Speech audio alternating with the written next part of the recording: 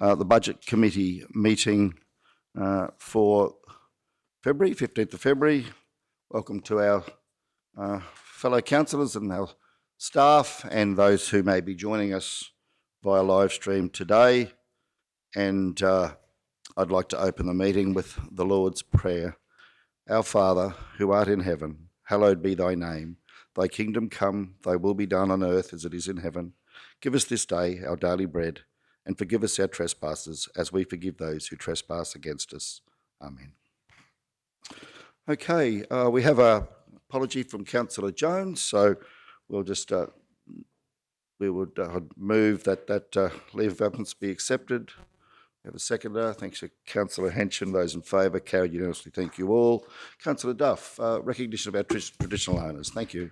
Thank you. I'd like to acknowledge country and the land where we meet this morning, the Waka Waka land, and acknowledge the elders, both past, present and emerging. Thank you. Do we have any conflicts of interest to disclose to the meeting, councillors, in relation to today's agenda? No, everyone's fine. If you do throughout the course of the meeting, feel free just to put your hand up. 5.1 minutes of the previous meeting, that was back on the 12th of December. Minutes are found at 5 on the agenda, where it's recommended that the minutes be received and the recommendations therein adopted. Do we have a mover? Thank you, Councillor Potter. A seconder? Councillor Henson, thank you. Speakers? Those in favour? Carried unanimously. Thank you all. Okay, let's get our teeth into the agenda. Business at hand, 6.1, the second quarter forecast for 22-23 can be found at page 11. And would Manager Kerry, would I be able to, with your consent, General Manager Jarvis, welcome Manager Kerry to provide us with an introductory overview of your report. And thank you very much for the hard work that you've been putting in. I know you've been putting in some late nights to get us to this point, so thank you very much. We're in your hands. Thank you, Kerry. No worries. Thank you, through you, the Chair. So we've just got we've done up the second quarter budget review for the current year. So the report there shows when we look at the income statement, there's been some adjustments occur through quite a number of our streams. The most important or the most significant one there was regarding the reduction in the federal assistance grant that we'll actually receive this year. So we have reduced our budget down by $1.6 million to reflect what we will most likely get from the federal government later in the year. We've also, some of the other adjustments have been made for the flood works. So there's been some income and some expenditure that have been increased. We've had some other minor increases in some of our materials and services. A lot of those have been then offset against additional revenue that we've received. We have also done or allocated in here the proposed 4% increase in wages for the 6 months as a starting point. Overall, then, our net operating profit has, our net operating deficit, has increased by about $1.7 million. So out of that, a majority of that is that federal assistance grant. Everything else has sort of netted each other off to reduce the impact. The net result has decreased by about $2 million. So while there's that 1.7 from the operating, there's then around 300,000 from capital grant revenue. So this hasn't been lost. It's just that we've pushed out some of the grant funding, like the Works for Queensland projects and the Nanango Weybridge and things, which were multi-year projects anyway. So we've just reassessed where those capital programs and how that's going to be spent and move that capital program around. When we look at the capital review, between all the managers, we've roughly reduced the overall capital expenditure by $2.6 million. And most of that has been from deferral of projects into next year. There's been a couple of little minor increases here and there, but nothing too significant. So that's probably the main points to note, so it'll just be if anyone has any questions. Thank you, Manager. Okay, well, let's get that that move. We have the recommendation there, committee, that the second quarter proposed budget for both the capital expenditure program and income statement be presented to council for adoption at the February council meeting. Do we have a mover? Councillor Shoemaker and a seconder somewhere? Councillor Henson, thank you. Okay, speakers, feel free to ask questions or speak to the item. Thank you. Right, so just a couple of things from me. First of all, the cash forecast in terms of the revised budget now sees, I guess, just two things. So I guess to highlight what we can all see there in there. So with that adjustment to the assumption in relation to FAGs, we're now seeing that the deficit would go down, would increase to just over the 5 million, 5.1 approximately. And then our cash balance would go to, at 30 June, forward predicted cash balance, proposed budget in the cash flow would go to 48.8 million at 30 June, budgeted at this stage. So that's just a quick overview. Manager, in terms of the capital budget then, in this current year, we're looking to defer some items out for reasons that have been explained. What is the impact of that going to be? So the impact on that, it hasn't really caused any issues with our cash balance as such, as in our cash balance really isn't significantly different to what it was before. Yeah. So really we're not eroding our cash because we're winding back our capital budget. Yeah. So while we're seeing the deficit increase due to the FAGs assumption, what we're seeing is that sort of offset, our cash is offset by the fact that we're not investing as much in capital works this financial year, and therefore not drawing that cash, because I think about 2.5 million of that 3 million was from cash, wasn't it? So that's why we're seeing the cash balance hold. So yeah, thank you for that. And committee, we do have a list of those projects that have been deferred, provided. So does anyone have any questions in relation to that? I think, can we get that list up on screen? Have we got that there? Those deferred 22, 23. Well, are they in a future report? They're in here. I think I might have them on screen, but I might just run through them. I think I've got them on screen here. Thanks, Manager.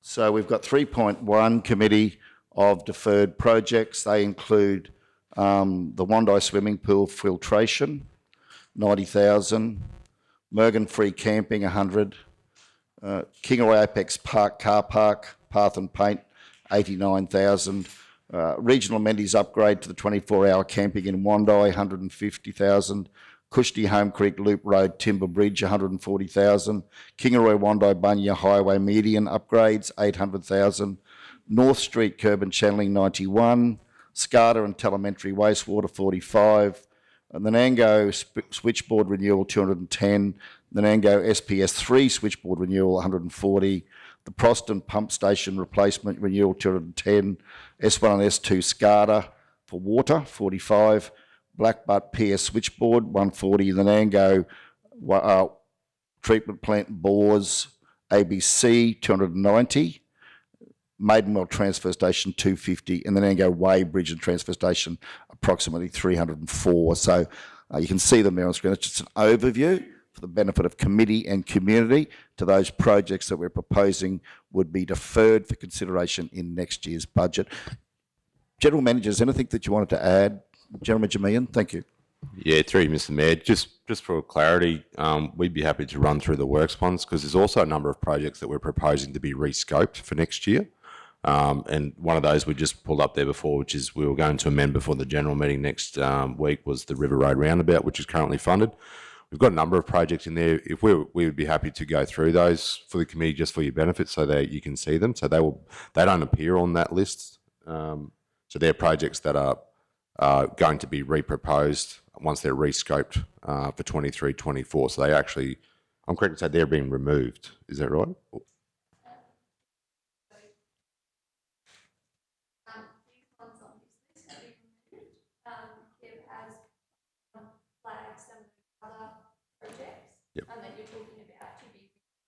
Yep.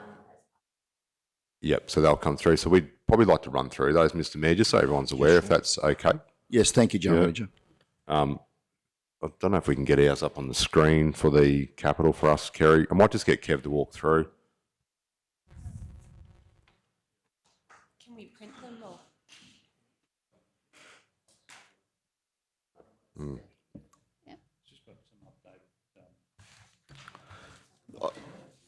Yeah, look, General Manager, if you're happy just to talk us through them, and then perhaps we can then email and circulate that later in the day to councillors to have an overview, in light of the fact that this will come back to third quarter review. So today will be a nice introduction, I guess, to the issues, to the particular projects you're looking at moving forward. Yeah, so. No, thank you, Mr Mayor. So we'll get up on the screen, we'll just walk through capital, if that's okay, so that way everyone knows what's going on.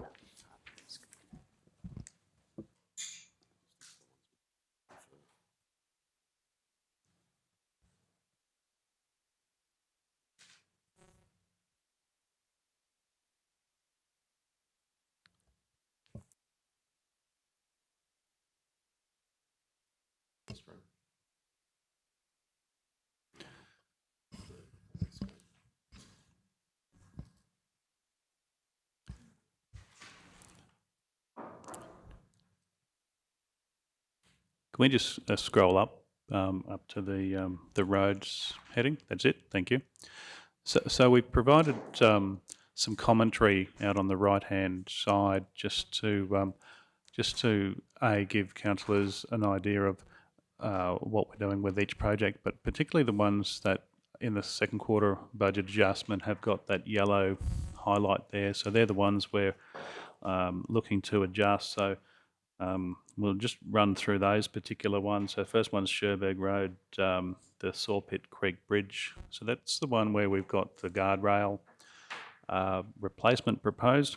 We've done our design and it's come back, and costing, and it's come back significantly higher than the budget. It's almost in the order of $500,000, and the issue there is to comply with current standards. We're struggling to attach it to the existing structure. So what we're looking at doing, which is similar to this River Road KT Peters Bridge, where we've applied under the Bridge Renewal funding program to access some grant funding, and the next one on that list is Home Creek Loop, and that's where we have been successful with receiving some funding, $583,000 from Bridge Renewal funding, and that's what we're looking at doing again with the Sawpit Creek on Sherberg Road.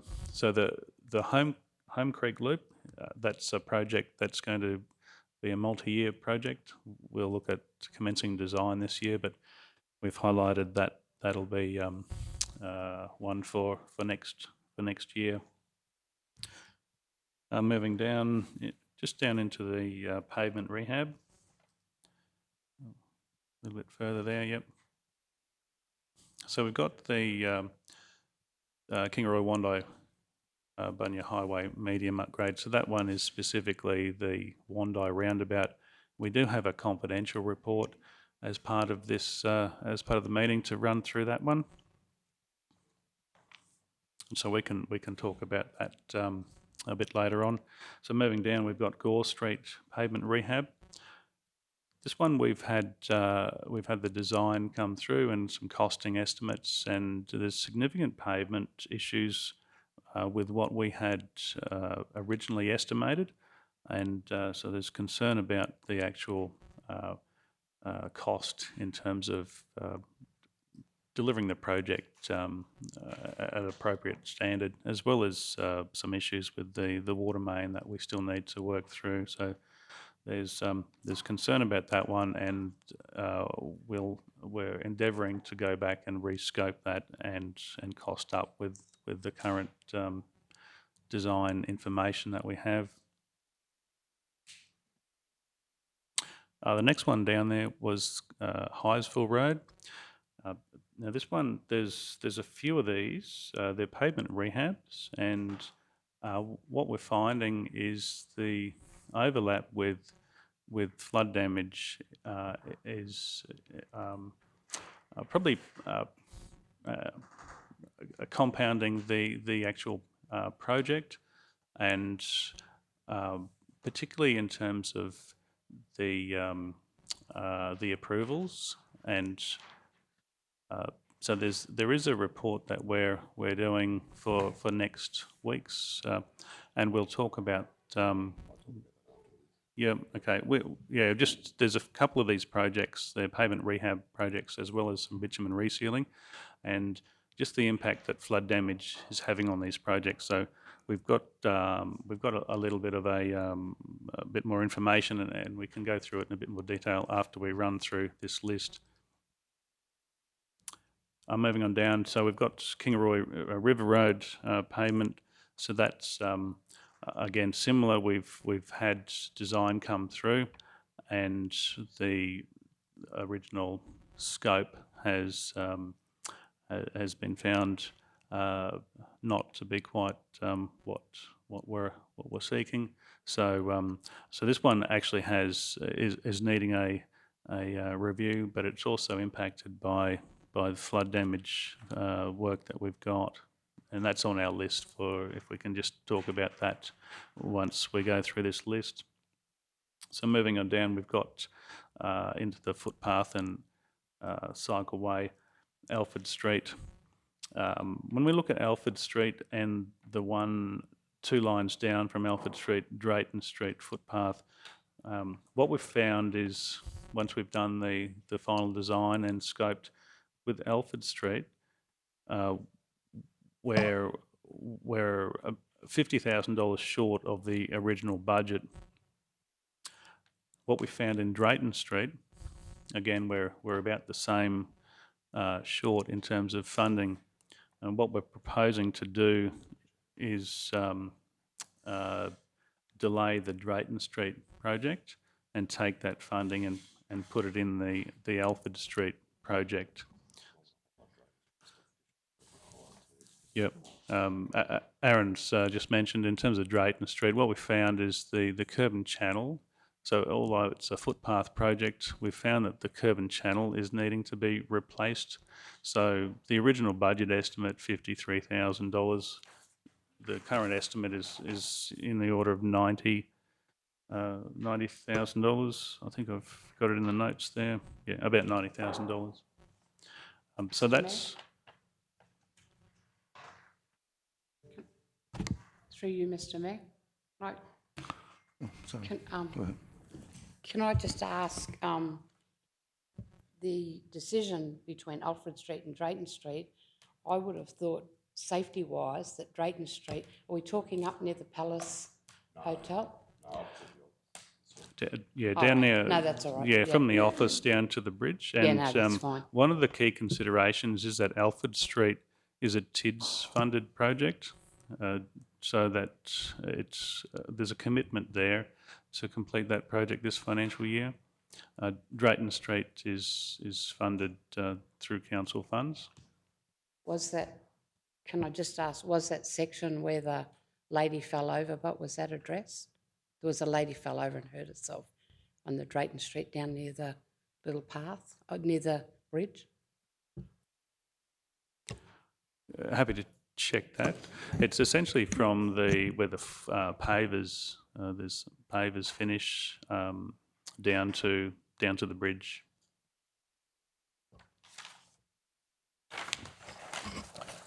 Just moving on to the next one, which is the resealing sections.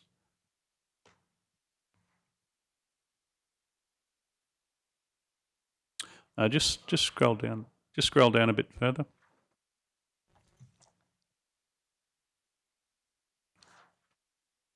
Yep, so in the red there we've got Campbell's Road. That's another project that we're finding it has an interaction with the flood damage, and we'll talk. We've got that on the list to talk about after this.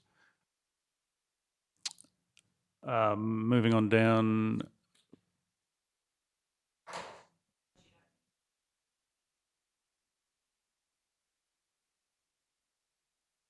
So that one was Campbell's Road. So essentially we've got in the pavement rehab that we'll talk about after this was Highsville Road, Silverleaf Road, Campbell's Road and Fairdale Road. So moving on down, we've got North Street, we've identified that. So that was a first quarter, so the design is intended to be undertaken this year with construction next year. And the final ones that we've identified are the curb and channel. So there's Moonier Street and Chester Street, and these ones we've essentially highlighted them as projects that are at risk of being delivered this financial year. And we have seen on Moonier Street in particular, again, some overlap with flood damage work. Councillor Potter. Sorry. Yeah, thank you. Through you, Mr Mayor, can you just go down a bit? I just want to have a look at that North Street one. So I've been North Street, it was just at the... Yep, hold there. Yep, in the yellow. So when we discussed that in council, we discussed curb and channeling or concrete drainage and things like that. But, you know, after looking at that particular area, I'm just wondering whether we're better off going in with just a grass drain or something like that, and whether that would be cheaper.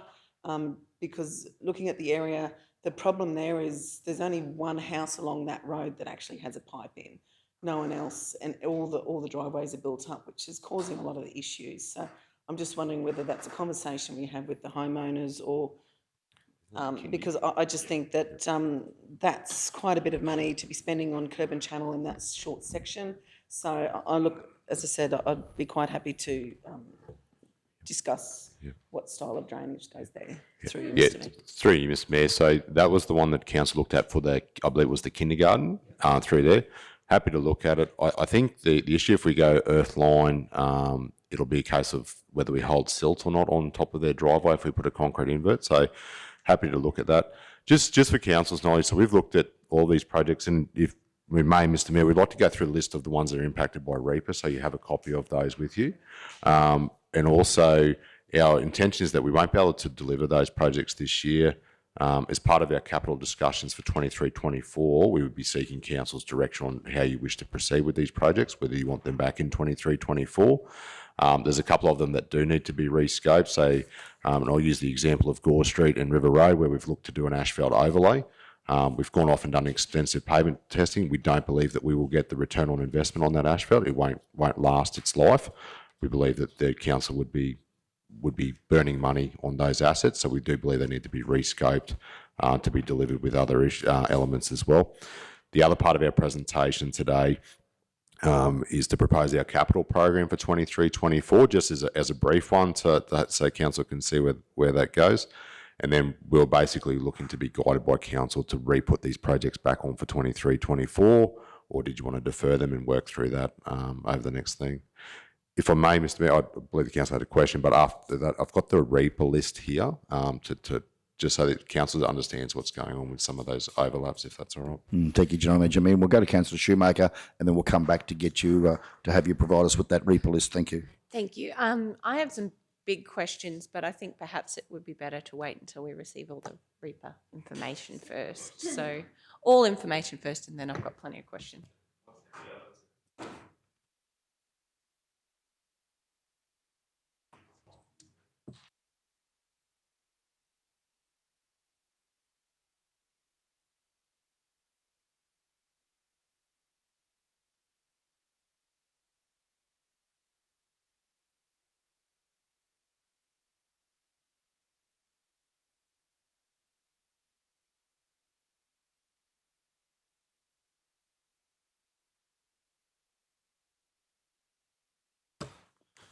So through Mr Mayor, for me, just talking through this, we've been working with our flood damage team. So our REPA submissions are largely being made at the moment. We expect that we will start to receive, our approvals are starting to come through at the moment. I think we received 1.8 million this week in approvals. We've also got a number of the larger packages to be approved in the next, inside the next 6 to 8 weeks. With that, we've been rescoping a lot of the projects with now that we've had some resources to look at some of these payments and return on investments. One of the things that we did mention with council previously, where I believe council will be criticised, is if we do patchwork on some of those roads and we don't fix certain amounts of defects, or we'll do a lot of patches and we won't go through and reseal and we'll leave defects on the road. Now, it's a balancing act. You can't fix every road that's got reaper on it, but there are some of the bigger ones that we're looking through. And what we've identified there and what you'll see on this list here, the projects that Kevin is talking about, these are all the projects that have funding attached to them for this financial year, and they have reaper either inside them or they've got works adjacent to them. So they're fairly well there.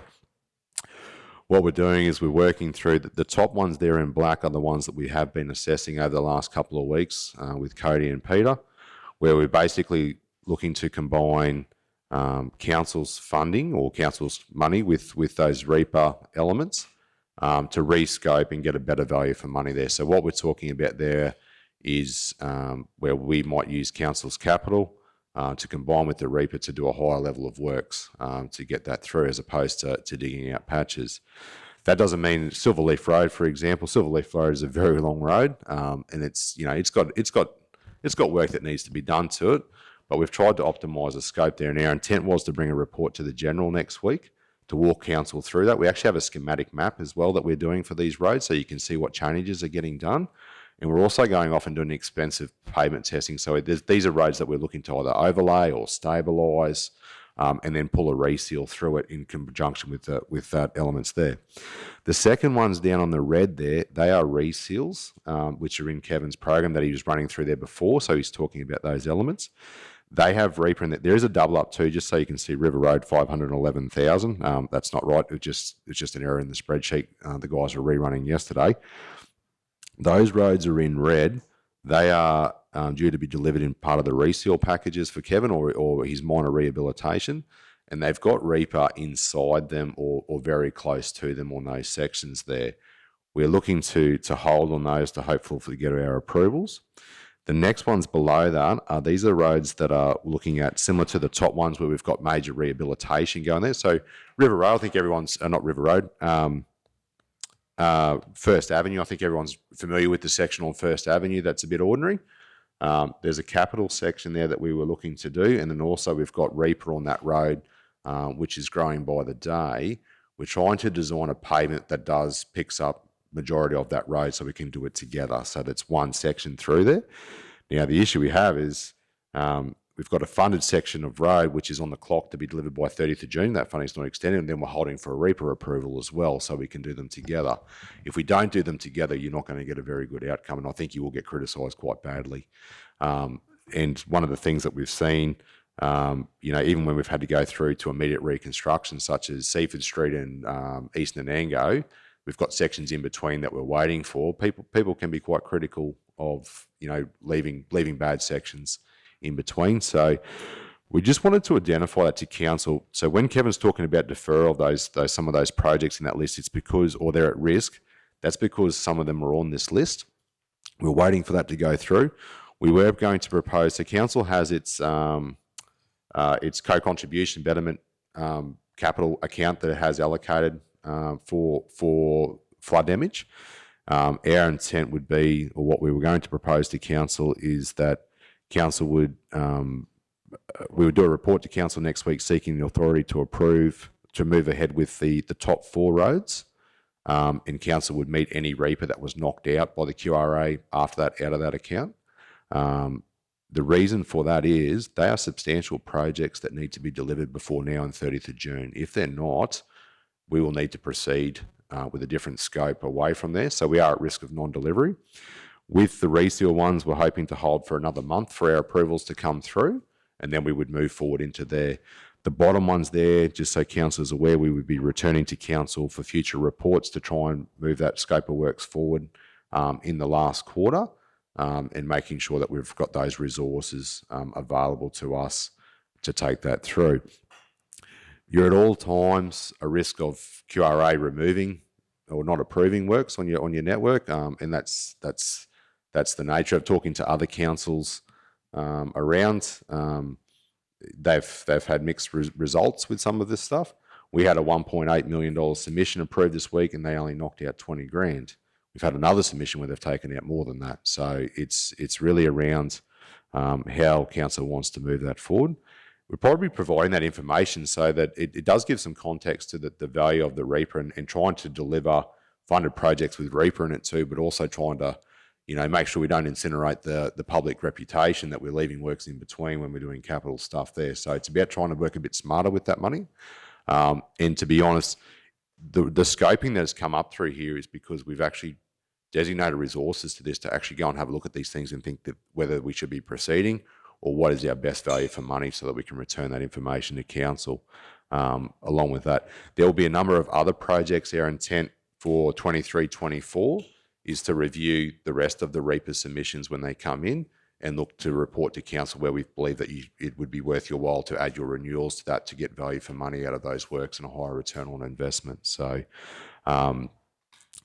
that's basically the state of play. And the reason why we wanted to run through all that today so that everyone understands probably the challenges that we have at the moment and also what we're trying to do with this money as well, and actually have a look at some of these roads in their entirety and say, look, is this a good idea? What can we do? We note that we've had some scoping changes. The other thing is we've had some of these roads. We looked at curb and channel jobs. We've seen since it started raining and they were scoped, we've got extra damage there where we're going to end up leaving sections and those sorts of things. What we would like to work through with council is through that capital. If council still wants to proceed with those, let's go there and do the whole job as part of 23-24, and then that way we're not leaving sections out and those sort of things, because it will happen. And I'm a realist, and I think everyone has seen it as well. We are seeing damage across the network grow every day, and I think if we go and do a 3-quarter job, or we do a job that's not going to last, I think we will suffer for that. That's us, Mr. Mayor. Thank you, General Manager. Councillor Shoemaker. I absolutely concur and agree with your comments in the regards that we've got this unique opportunity to use our flood money wisely, and I think optimise our CapEx to really deliver good outcomes. My question to you, GM Meehan, is how is your team, how is roads, first question, Reaper, we've thrown around 47 million, I believe was the last amount that we'd been given in the General Council, in the last Council Committee meeting update, in terms of works that we'd applied for. Can you just confirm how much money have we actually applied for and how much has actually been approved? Yeah, through Mr. Mayor, I'd have to take that one on notice, Councillor. Happy to bring it back with an updated report for the General next week. My understanding through Curve, I think we were looking at around 46 million, just for argument's sake. We'll have to get an updated figure on what's been approved for you. Again, I was talking to the team on my way to work this morning about some of these sections and their approvals to throw through. I'm probably happy to also put a report to council too, which shows the forecast for those approvals as well, if that is of assistance. We've got that advice from QRA, because our intention, for probably just, if I may, councillor, our intention is between now and 30th June, we've got capital works that are funded, that have Reaper in them. They are our highest priority, so we get a good result. Our intention after that is to basically walk council through our Reaper program as we build it over the next couple of months and say, here's our plan to deliver that between now and the following 30th of June. And our idea with that is to walk through our capital funding for this year and say, well, okay, where would you like to allocate? What is your priority? How do you want to deliver these things? So that I'm happy to take the time to get that right, as long as I'm not. Yes, and in terms of that priority, how we'll deliver these things, are you running, in terms of your Reaper program and the scoping work that's done, are you using that council prioritisation tool to identify which of the roads are actually of the highest priority need? No, not at the moment. So with the delivery, we're focusing on the unsealed. So we've been working through a couple of different ones. So roads that we've had, we've gone and done Reaper on, where we've had to do immediate reconstruction to make the road safe or whatnot. Roads that have capital over the top of them, which we would deliver capital works through that section where we've got Reaper in, so council would back that anyway, and we may receive that Reaper regardless of whether we're approved or not through that section. Everything else is basically going to go through review whether it's able to be delivered. So like unsealed roads for reshedding, for example, if it's approved, we're just proceeding with those packages as they're delivered to us. The main issue for us is the sealed ones, and they're the ones that we're holding on and we want to review them in their entirety, unless they're little patches. But our plan is to basically collate all that information together and then come and work through with council how do you want to deliver that and where do you want to put your money with it as well. So, and then it'll be up to council to prioritise. So we're not going to use the tool. It was basically where you can see some of these values is where what's the best value for money, because you could do a heap of patches and then we can say, look, we can probably reseal this road for $50,000. We think that's a good outcome. We look at everyone on their merit, I suppose, and present them through. So that's our intent at this stage. So further question through you, Mr Mayor. So with the Reaper works, will our roads crews, will we, based on the funds received, put our roads crews to work on those projects? Or are we going to do those as well as the capital works that we've assessed? Yeah, through Mr Mayor. So exactly that. It'll be the capital works. So council will have its Reaper program and the capital works program that council authorises, and then it'll be a mixture of both. So like, for example, today we'll be proposing Tingora-Chelmsford Road, for example, through R2R. Our intent will be, if council elects that they want to build something in capital, it'll be just a resourcing issue of how that's delivered. How much capital you want to do, it'll be up to council. Our plan at this stage would be looking to do funded works only, and then look at any other projects that council wants us to do, if that makes sense. Yes. Okay, so I've had a good look at the report and all of the information that's been provided, and it's my view, I see through the second capital spend, and certainly through the first capital spend, and through our assessment to actually remove or defer some of the works to next year, we have reduced our capital program by $2 million. My concern is that that's not enough in the current environment. My concern is also that we're receiving a high amount of Reaper funding, up to potentially 47 million, and that's going to come in drips and drabs, and that our program, I feel, looking ahead at our CapEx program, we're going to consistently have to reevaluate our CapEx program to make sure we're actually getting best value out of council's capital, as well as maximising those opportunities with Reaper to really do a good job. And I think that's exciting across our network, a $46 million opportunity that we cannot waste. My concern, however, is that while we have pulled back on our capital program, I'm also very mindful of the construction index, the challenges we've had in terms of getting contractors on board. And I've also had a really good look through the capital program, and there's a number of projects there that only have a very small amount of spend or commitment at this point in time. Some have zero, and that's across all asset classes. I would actually like to propose, I really do value and appreciate the work that the staff have done on the capital program, to pull out, and I know it's not easy because there's a whole lot of asset data around those decisions for council as to whether we proceed with a project in our capital program or not. My thinking, however, is that we haven't reduced our capital program enough, particularly in light of the risk that we've got this large portion of Reaper funds coming in. And I'm concerned, always concerned, cash is king. And since in my time in council, we haven't put any cash back in the bank. So my proposal is to actually make an amendment to the motion put forward.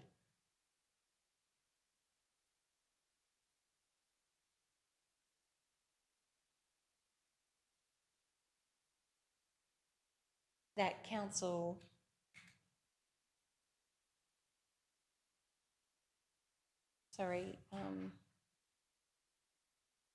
that the second quarter proposed basically all the way to statement, so that the second quarter proposed budget for the capital expenditure and income statement be received for information, and that council's executive team review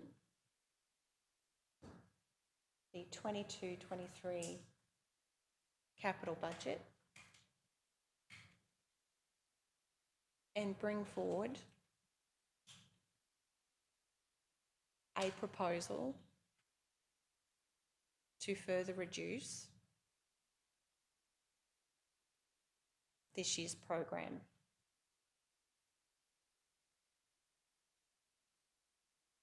I'd like to move that, thank you, Kimberly, and seek a seconder. Okay, we have the motion moved. Do we have a seconder? Councillor Erkins. Councillor Shoemaker, thank you. Thank you, Mr. Mayor. I really do appreciate the work that's gone into the review, and I've read through line by line, as my colleagues have, your capital program and the updates. I am seriously concerned about the risk of actually having committed to a capital program in our community, a very ambitious capital program for the year. And if we had have known when we'd laid out that capital program that we were going to have 5 consistent weather events and our network would have experienced the damage that it did, perhaps we wouldn't have laid it out. I'm really mindful of the asset that way. I'm really mindful of the asset data underpinning this, and I don't like the idea of sweating road assets that need immediate reconstruction or works. However, I think we need to take a much bigger picture look at our the projects that we have assessed here that you've given us today, the REAPA funds that have been allocated to date and the ones that we're proposing. And I think we do need to rescope these projects and line them up with next year's budget, because I'm also very realistic around your ability to deliver this work. And I would much rather see council teams deliver this work than us run the risk of giving all of this work to external contractors, spending all of the money and not getting the outcome that we want. And I can see that being a real risk for council on its road network. I think we need to take this $46 million opportunity and think about it very strategically. I think we need to optimise our CapEx program to deliver good outcomes for the community. And I also think we need to look at all asset classes, because I'm very mindful through some of the building projects and the parks and gardens projects that we've got, that we may be in a better position to prioritise our Works for Queensland funding, spend our funding first, and then deliver on capital's funded depreciation, council's funded depreciation projects. So I'm of the view that I think you've done a marvellous job, but I can see it's very much a work in progress. I think we have to get out the red pens. I think we have to be really realistic here in terms of what our team can deliver across all asset classes. I also don't want to see us engaging in projects in the time that I've been here, and it says, you know, council's made in this report a number of decisions through resolutions, a number of increases or reallocations of funds to different projects to the 22-23 budget, which amounted to $481,990. Approximately half of this amount was a direct result of council resolutions. It demonstrates that in some ways we are actually making decisions on the fly and we're not looking at the big picture. And I can see that as a risk for us. I think we really need to prioritise our funded projects first, get them done, set our team up for success, stop trying to do everything at the risk of not doing anything well, really pull it in. That was an ambitious program and I would like to see us reconsider it. Further speakers? Councillor Duff. I'm interested to hear the General Manager's comments, but I'm challenged by the amendment to the officer's recommendation, because I think that in this situation that General Manager Meehan and Manager Searle have gone to a lot of trouble to see whether they can capitalise on the fact that we've got this opportunity to do our flood work as well as use the capital to capitalise on the fact that we've now got both the capital expenditure and the REAPER opportunity. And I think that it's to delay and go, oh, let's look at a big picture. This is an opportunity now to do the best we can with the situation we're in. And I don't think that we need to propose to reduce this year's program, because I think the General Manager's already said, well, these are the roads that we think we can deliver. These are the ones we can't. I think we need to trust our staff on this particular issue, because they're on the ground. They've got, they're seeing it firsthand, and I'm challenged with just asking them to suddenly look at reducing this program when they've delivered what I think is responsible, a responsible proposal. Thank you. Question for the General Managers, particularly Meehan and O'May, and perhaps I see Leanne here. If we were to say to you, look, go back, open up your capital program, have another look at it and see where you can redline certain projects, do you see value in that opportunity? And if you do, I'd appreciate a brief explanation as to why you would see value in that opportunity. What are the reasons for giving you that opportunity to go back and redline some more projects? Thank you, General Managers. Yeah, through you, Mr. Mayor, if I may, I hope I'm reading it right. I actually think we could meet the intent of everyone in that space. With that resolution, we would welcome the opportunity to remove some more works, to take some pressure out at the moment. But that being said, and I'm happy to be corrected by the council. I believe the council is happy with what we're trying to do with this sort of stuff. We believe we could do both. Our intent for us would be to go back through and rescope. Our highest priority for us is to exactly that, get value for money on these ones. If council, that's what we would propose through that revised program, to say, look, we believe that you should add money to these roads here. Here's your risk. How did you want to proceed? That would give us some clarity. There's a lot of projects in there that we're looking through, and we really are pushing to get some of them done. I think there's an opportunity for us to take that off.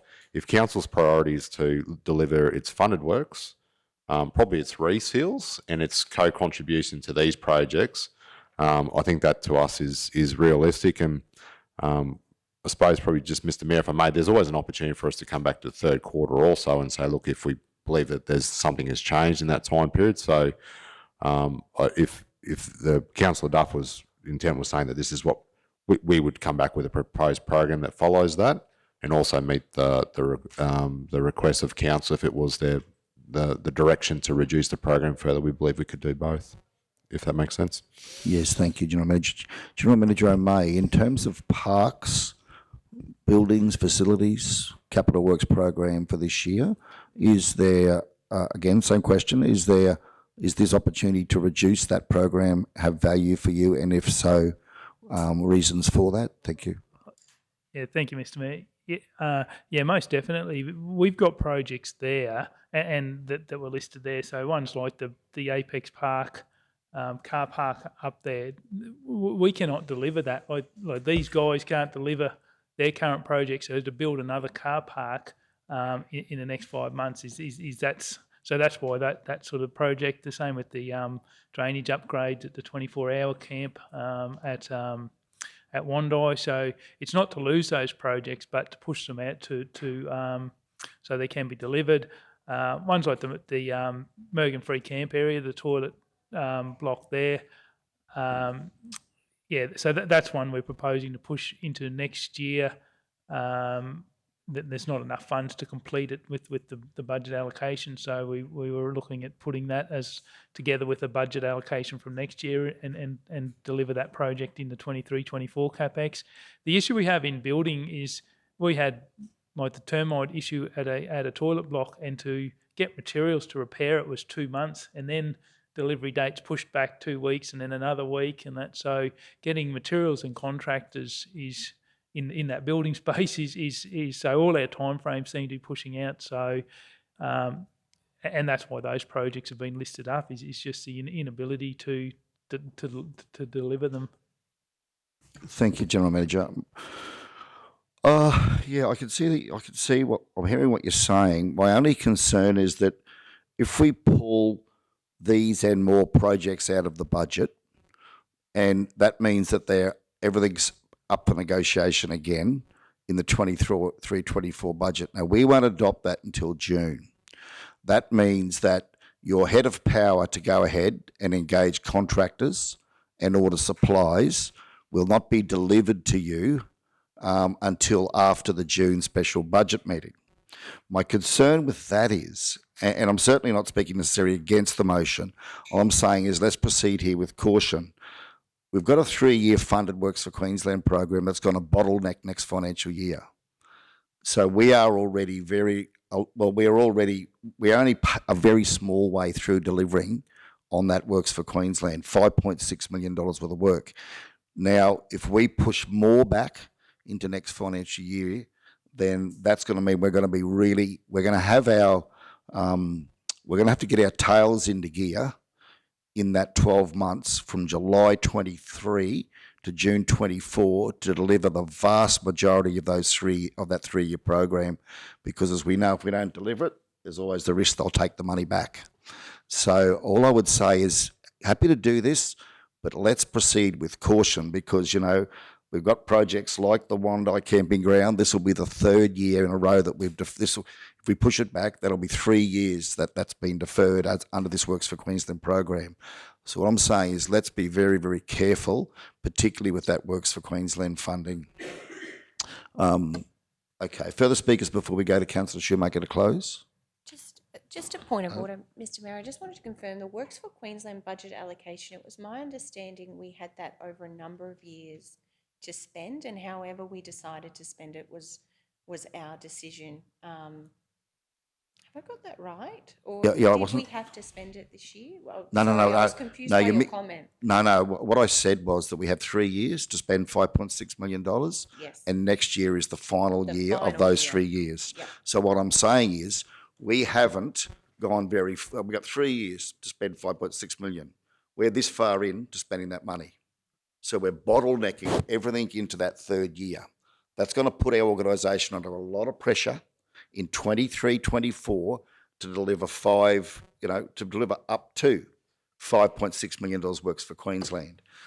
So because we haven't, done much thus far, we are going to be behind the 8 ball with delivering on W4Q round 4.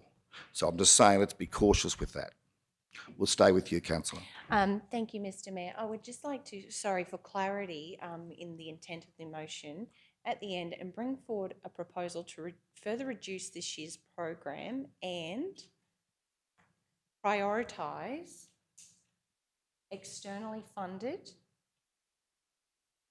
and co-funded projects. I seek support of my seconder on that. Councillor Erkins. Yep, thank you. We'll start with you, Councillor. Thank you. Mr Mayor, that's absolutely my intent. My intent is, as you say, proceed with caution. I think this motion is about being realistic. It's about getting the best outcomes, and it's about careful, considered spending.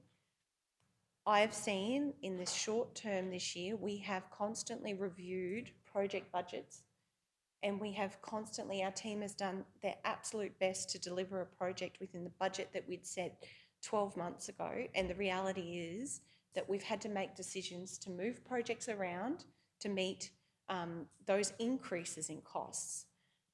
And I'm very mindful of that. I think I would like to see us enable our team to ensure our workers, the people on the ground, our SBRC team, are delivering the works. And I want to see our team delivering as much of those Reaper works as possible. That's a wonderful opportunity for our team. I don't want to see us try to allocate that to contractors and try to manage this enormous workload that's just unachievable and deliver half-done results. I want to see us prioritise externally funded projects, co-funded projects, and save cash in the bank. And that really is what Council is saying to our executive here. Take your time, really think about this. Think about how we can make the most out of those funded projects. And if we can, save our cash, because cash is king. Redlining projects is difficult. I know it is something that I know our community looks at our program. I know we report on it. I know it's a difficult thing to do, but this is about being realistic. It's about giving us the time to rescope those projects and to deliver the best outcomes for our community in what is a really unprecedented time when it comes to the rises in CPI, the rises in cost of living, the challenges to get contractors to do the work, the challenges we're experiencing to get people employed with our council to do the work. I don't want to make decisions on the fly. I don't want to reallocate funds on the fly. I want to take a careful, measured approach, set ourselves up for success, deliver outcomes for our community. And that's why I'm seeking your support for this motion. I think sometimes we have to go slow to go fast. We need to make very good strategic decisions here to deliver the best possible outcomes for our community and set our team up for success. Thank you, Mr. Mayor. Thank you, Councillor. Probably just one final comment if I... Oh, not really. Mr. CEO, I am going to step outside a bit here. Can we get that back by next Wednesday's General Council meeting? We can. Okay. Well, in that case, there's nothing really lost, is there? Okay, my views. But anything further from you, Mr. CEO? It's not a comment on the intent or otherwise. I was churning over in my head while everyone was talking the mechanics of it. We will need to present a second quarter budget review to next week. So whether the capital component of it is totally finished, and certainly there would be a capital, maybe an adjunct to, but if we push the capital, second quarter capital will be out on March, and so we'll be running into the third quarter review. So yeah, so just the mechanics of it, there will be some form of a report to next week. So yes is the answer, but whether it's complete or not will be the grey part of the answer. I'm sorry to say, Mayor, but there would be, particularly for the operational budget, there will need to be a report to the ordinary in February. Thank you, Mr. CEO. GM, and just quickly to wrap up before we go. Yeah, through you, Mr. Mayor. So we would be able to cut more projects by that time. Just with the second part, just so for councillors aware, where we're looking at co-contribution funded, we would bring them forward as proposed, like as we get that information together. So we wouldn't drop that straight at the second quarter. Our intent would be, so we would keep these roads here, and then we would move forward with our intent would be to move forward with the council report to access the $2 million as we require on a case by case basis, just so we don't, because we don't have that view just yet, but I think that meets the intent of the chamber, if I may, Mr. Mayor. Thank you, Jim. Let's go to the vote. Those in favour of the amendment? Okay, that's carried unanimously. Thank you all. It now becomes a substantive resolution. Further speakers? Okay.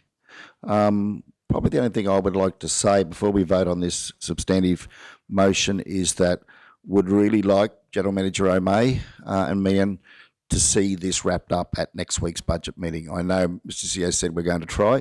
My concern is that if we don't lock in which projects we're going to do, you guys are into March. And to order materials, to lock in contractors, to get projects done, Works for Queensland, LRCI, co-funded projects by 30 June, we're going to need to get going. So I would hate to think that this will get pushed out to the March ordinary meeting before you get ahead of power. So if that's not possible, I'd like to know about it now, if we could, before we vote. Thank you, GMs. Yeah, through Mr. Mayor, just thinking about that, with these ones that are proposed here, we would be happy to bring a report, say like those reseals, for example, if council was to happy to use its $2 million to cover any REAPA that was unfunded, we would then be able to immediately proceed with those projects. If we bring that forward as a report, that allows us to get going, and then we deal with the other ones on a case-by-case basis, because you are fully agree, it is March. And obviously we would bring a revised report to manage that risk through there. That doesn't mean we expect council's going to have to fund $2 million, but it'll be whatever is ineligible inside those things, in which case we'll bring that report up as well at the same time. We could make that time frame. Thank you, GM. GMMA?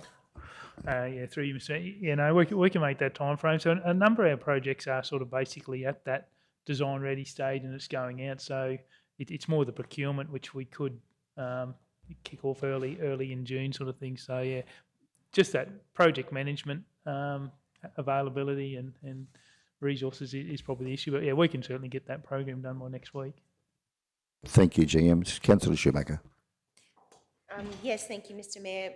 My feedback or my intent is let's be realistic, like really realistic. Let's really look at this hard, really think about what can and can't be delivered, because I know when we started this term of council, we were in the practice of lots of carryover projects, works in progress projects that sort of just run into the next year, and then we were surprised by a lump sum of money that we had to take out of our bank account to deliver those projects plus our capital program, and I don't want to see that happen either. I think we need to be very, very careful here, very realistic, and if there are projects that are properly scoped and ready to go, they should always take priority over those, in my opinion, that haven't had the work, that level of rigour over them. So I really do appreciate the work that you're doing in that space. Okay. Councillor Duff. Just a question. So through you, Mr. Mayor, just when Councillor Shoemaker suggested about the staff doing the work as opposed to the contractors, I'm just wondering about how that's going to look as far as trying to deliver. We're talking about this whole REAPA, the roads getting done and the flood repairs taking a very, very long time, and that's what frustrates our community. Is that going to slow down our, the delivery of the REAPA if we use our staff, and is that going to then stop other work, like, for example, just the general maintenance of the roads, if we go down the path that's being suggested? Yeah, through you, Mr. Mayor, it won't, Councillor. What we will do is we will allocate our capital construction staff as per the program, and as soon as they hit capacity, it'll go to contract, which it is now. The reality is a lot of those ones there are large values. They will be delivered by contract. So it'll be a hybrid model. It won't be any slower than what it would be if we had, if we reduce council's capital program, that means we would have more council resources available to do the REAPA. What we expect to is once we get a full metric of what does our REAPA program look forward, what we would do when we come back through our capital budget for 23-24, we're talking through April and May, we'd walk council through what does the next 12 months look for like, so that if we are committing to doing something, that we resource accordingly to do that. Fully understand we do not want to drag here. I think our biggest thing is that we are in a rock and a hard place. We've got a capital program that's on us. We've got funded works. We're trying to get REAPA out the door on the clock. I think if we can get some guidance from council to move forward with these projects and deliver our funded stuff, that will allow us some room. And some of these roads here, you'll actually see, really good outcomes on the ground, which I think will help with of why sometimes things take a little bit longer to get an approval than what the community would like. But it's worth your value and your time. Further speakers? We'll go to the vote. Those in favour, carried unanimously. Thank you all. Okay, 6.2 is the 23-24 draft works CapEx budget at 21. Thank you. Through you, General Manager Meehan. Yeah, through you, Mr. Mayor. So just part of our budget program, and in light of the information that we've taken out today's resolutions, we originally looked at just tabling with council a program for 23-24, which is very much in its draft, and particularly to seek some direction on how we proceed for next year. And I think we've probably got a bit of that guidance coming out of the last resolution. What Kevin and his team have proposed there is a list of proposed funded projects that we have there. I'll just note with council there that we have nominals in there for our resheeting program and our reseal program and whatnot. Our intention there would be to work through those with council over the next coming months to see where you wish to allocate that money. So you may wish to use that bitumen reseal money to do additional sealing on the Reaper. We would come back with a list of projects through there. The main one there for us to walk through, and I'll get Kev to just walk through, is particularly around just those funded projects there through R2R. And then obviously, just note there too, council, just scroll down for me, Kim. Oh, sorry, you don't. Have you got the program open on your screen? Oh, sorry, it's in the agenda. Sorry, I've got the agenda open on my screen, but not on yours. Is every council able to see the agenda? They can see that? Yep. Yep. So I might just get Kev to walk down the line, Mr. Mayor. Just mindful to council, we're not resolving the capital program today. It was just so we can get some direction on how we take that forward and give an idea of what we're looking to spend. Thanks, Aaron. So just to understand just the format of the program. So in the blue, so we've grouped the essentially the asset classes. So you've got the unsealed, at the top there, gravel resheeting, and then you've got the sealed, which is bitumen resealing, rehab, and then footpaths going down those lines, those rows of blue, bridges, drainage, and then at the bottom those deferred projects which are relevant to today's second quarter review. With the drainage and the bridges and the footpaths, you'll see that there's not a lot of projects in there, and typically we would pull those projects out of our 5-year renewal program on the basis that we've got flood damage. We've attempted to minimise the amount of projects that we're doing, and so what you see in there are the committed funded projects. So with footpaths, we have the Works for Queensland Wando CBD renewal project, and then we've got our TIDS, Tesmans Road, new footpath. With the bridges section, we have our Home Creek Loop, where we have our funding through the Bridge Renewal Program. And then we've got our Sherburg Road, which is Sherburg Road, Sawpit Creek is a double up. If you'll see that again at the bottom of the deferred project list. That one was essentially looking at a funding application, and if that's successful, then that would likely go the same way as Home Creek Loop, where we would take there would be a portion of council funding to support that any approval that we get. With the drainage section, the curb and channel renewal, you'll see that there's nothing in there. So, and that was very much looking at the anticipated flood damage work that's coming up. So with the other two asset classes, so the unsealed and the sealed up the top there, as Aaron indicated, the gravel resheeting, we've allocated amount there, which is a nominal figure, and that primarily will be impacted by how any flood damage approvals that we receive and how best to complement that work. So the big section there is the sealed resealing and rehabilitation section. It's that second little amount there.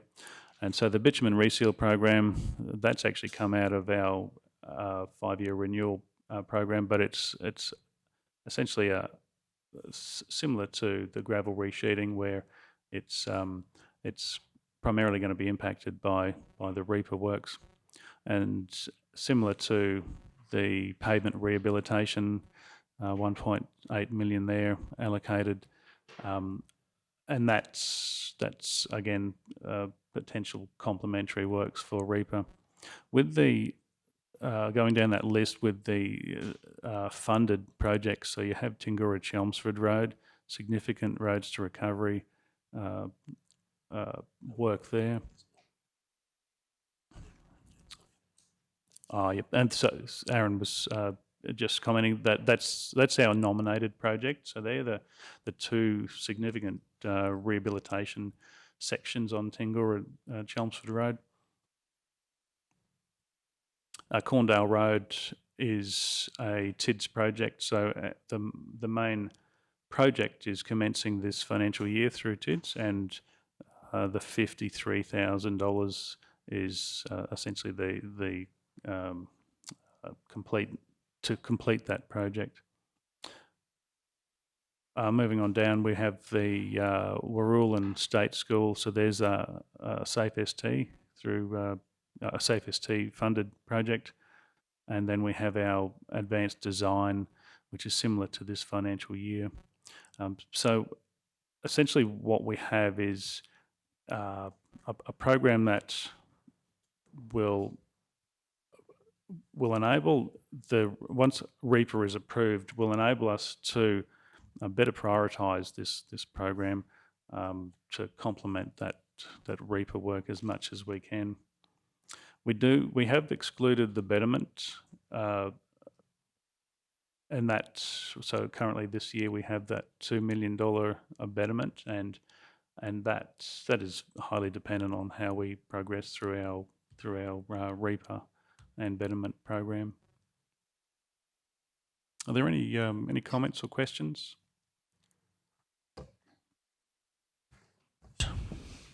Councillor Shoemaker. Thank you. My question was, and I know we've talked about it quite a bit, how are we reviewing the effectiveness of our current maintenance program to ensure the program that we set is meeting the needs of the network? For the maintenance program, Councillor, we'll be proposing that we walk through that at the next March budget meeting. We'll have our presentation on our service levels. Kevin has done a review on the grading and all that sort of stuff. So we're proposing that the March meeting will similar, a bit like today. It's actually nice to sit and walk through some of these issues and get some. Yep. So we'll bring that forward. Excellent. And just for clarity, in terms of I imagine we are very well informed in terms of the condition of our road network and our assets at the moment due to the flood damage that was undertaken. I want to confirm how many inspections we actually did on our road network and how that information has fed into our asset data. Through you, Mr. Mayor. So part of that report coming up in the budget committee will be, we did a full inspection of the network when council asked for a maintenance review. So we did that. We'll have that information there. We're also due for a comprehensive reval now, which is commencing. So there'll be a full inspection of the network as well. So council, by the end of financial year, will have a fairly good asset handle on that, which will inform your strategy. Part of our proposal with the capital, to be honest, our strategy for the now until probably the end of next financial year is to knock through the Reaper and then stock take again and then re-strategise once we've got a handle on the network a second time. So we do a constant, get into a stage where we're making, a bit like today, making a decision based on the status of your network and your environment. Yes, thank you. Thank you for bringing this forward. I'm absolutely in agreement with your approach to prioritise those externally funded, co-funded projects in our upcoming capital works program, and to really look at those opportunities to use the Reaper effectively through the bitumen reseal and gravel resheeting program to really get the best outcomes for our community and complement the works that we're doing. So I'm really supportive of what you've put forward here. I think it's a measured and reasonable approach. Okay, a few questions if I could. First of all, the resheeting of the complementary resheeting through CapEx of $1 million.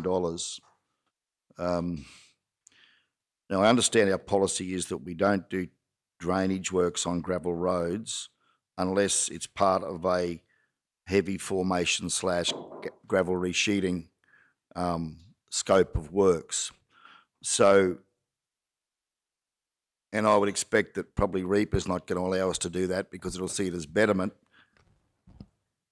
You can see where I'm going here, GM Meehan. $1 million doesn't do a lot of gravel resheeting. Where are we going in terms of complementary gravel resheeting and drainage works on our gravel roads alongside Reaper in 23-24? Yeah, through you, Mr. Mayor, we preempted that question from our other visits. Our discussion with our team at the moment is that we'll be seeking to do drainage wherever possible, approved by the QRA for width. It's, to believe it or not, it's actually it's not a it's a good one we can actually get through. So if we're going through and doing a reshoot in heavy formation grade, we can normally do some work on the formation. They're normally pretty good like that. One of the things that, similar to the maintenance program, we have had a look at, we would like to walk council through at that March budget committee meeting through the drainage works. We've run some scenarios of what it would cost to introduce a drainage program and those sort of things. So with the $1 million, you're 100% right. It's that program would normally be up around $3 million or thereabouts. Our intent, Mr. Mayor, was to combine.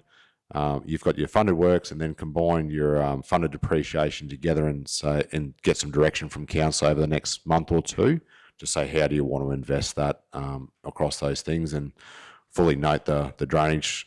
We really are pushing that issue with QRA. You'll see a number of roads that we've come through that we're going through and cutting the drains right through. I think for those who went down Tingora Chelmsford the other day, we cut all the shoulders on that road where there's a current reseal there at the moment. And obviously we did the same on Seaford Street, West Street and those ones. So we're going to look at options of bringing what council can consider to do, if that makes sense. Yeah, thank you, Jim. I suppose it just comes out of some of that on-site experiences I've had. Maidenwell Glencliff Road, you know, we know that drainage works there is probably something that the community out there are keen to see happen on their gravel road, where they've had serious damage as a result of the drains not being cleaned out. So possibly there'll be some advocacy around resheeting that one into the future. So there could be a number of others. That's just one example. Thank you for that. Certainly a discussion as we move forward with this capital budget to address gravel resheeting and drain clearing. Just coming on to then Wandai, we've got Manager Darcy here. Wandai, we've got the roundabout being proposed to be done in 23-24, and also the $700,000 for the footpath in Scott Street.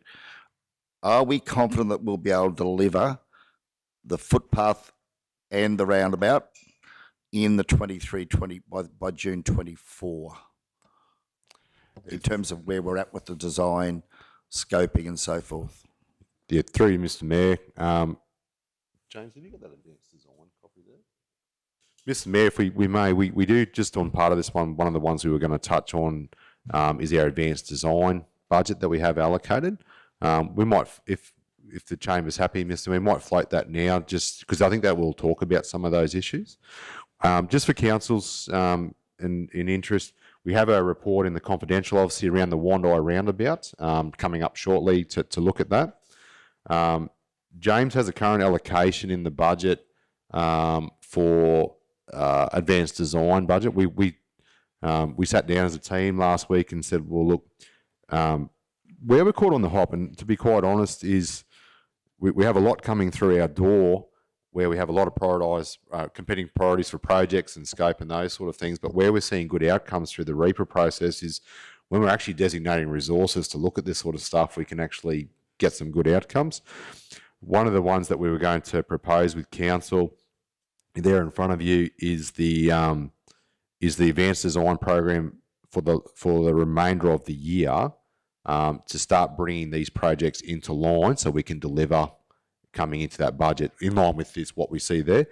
To answer your first one, Mr. Mayor, we'll bring a proposal through the confidential for the Wandai roundabout. We wish to deliver that project this financial year. Mindful there, the first project on James's program is that Wandai streetscape. Again, $700,000. We really need to start work on that now so we can get a move. And also mindful too that we want to make sure we manage the scope and the risk on that project early, before we go off and commit resources and those sort of things. The second one there is Tingora Chelmsford Road. We have done some preliminary work on there. Again, it appears on this program now.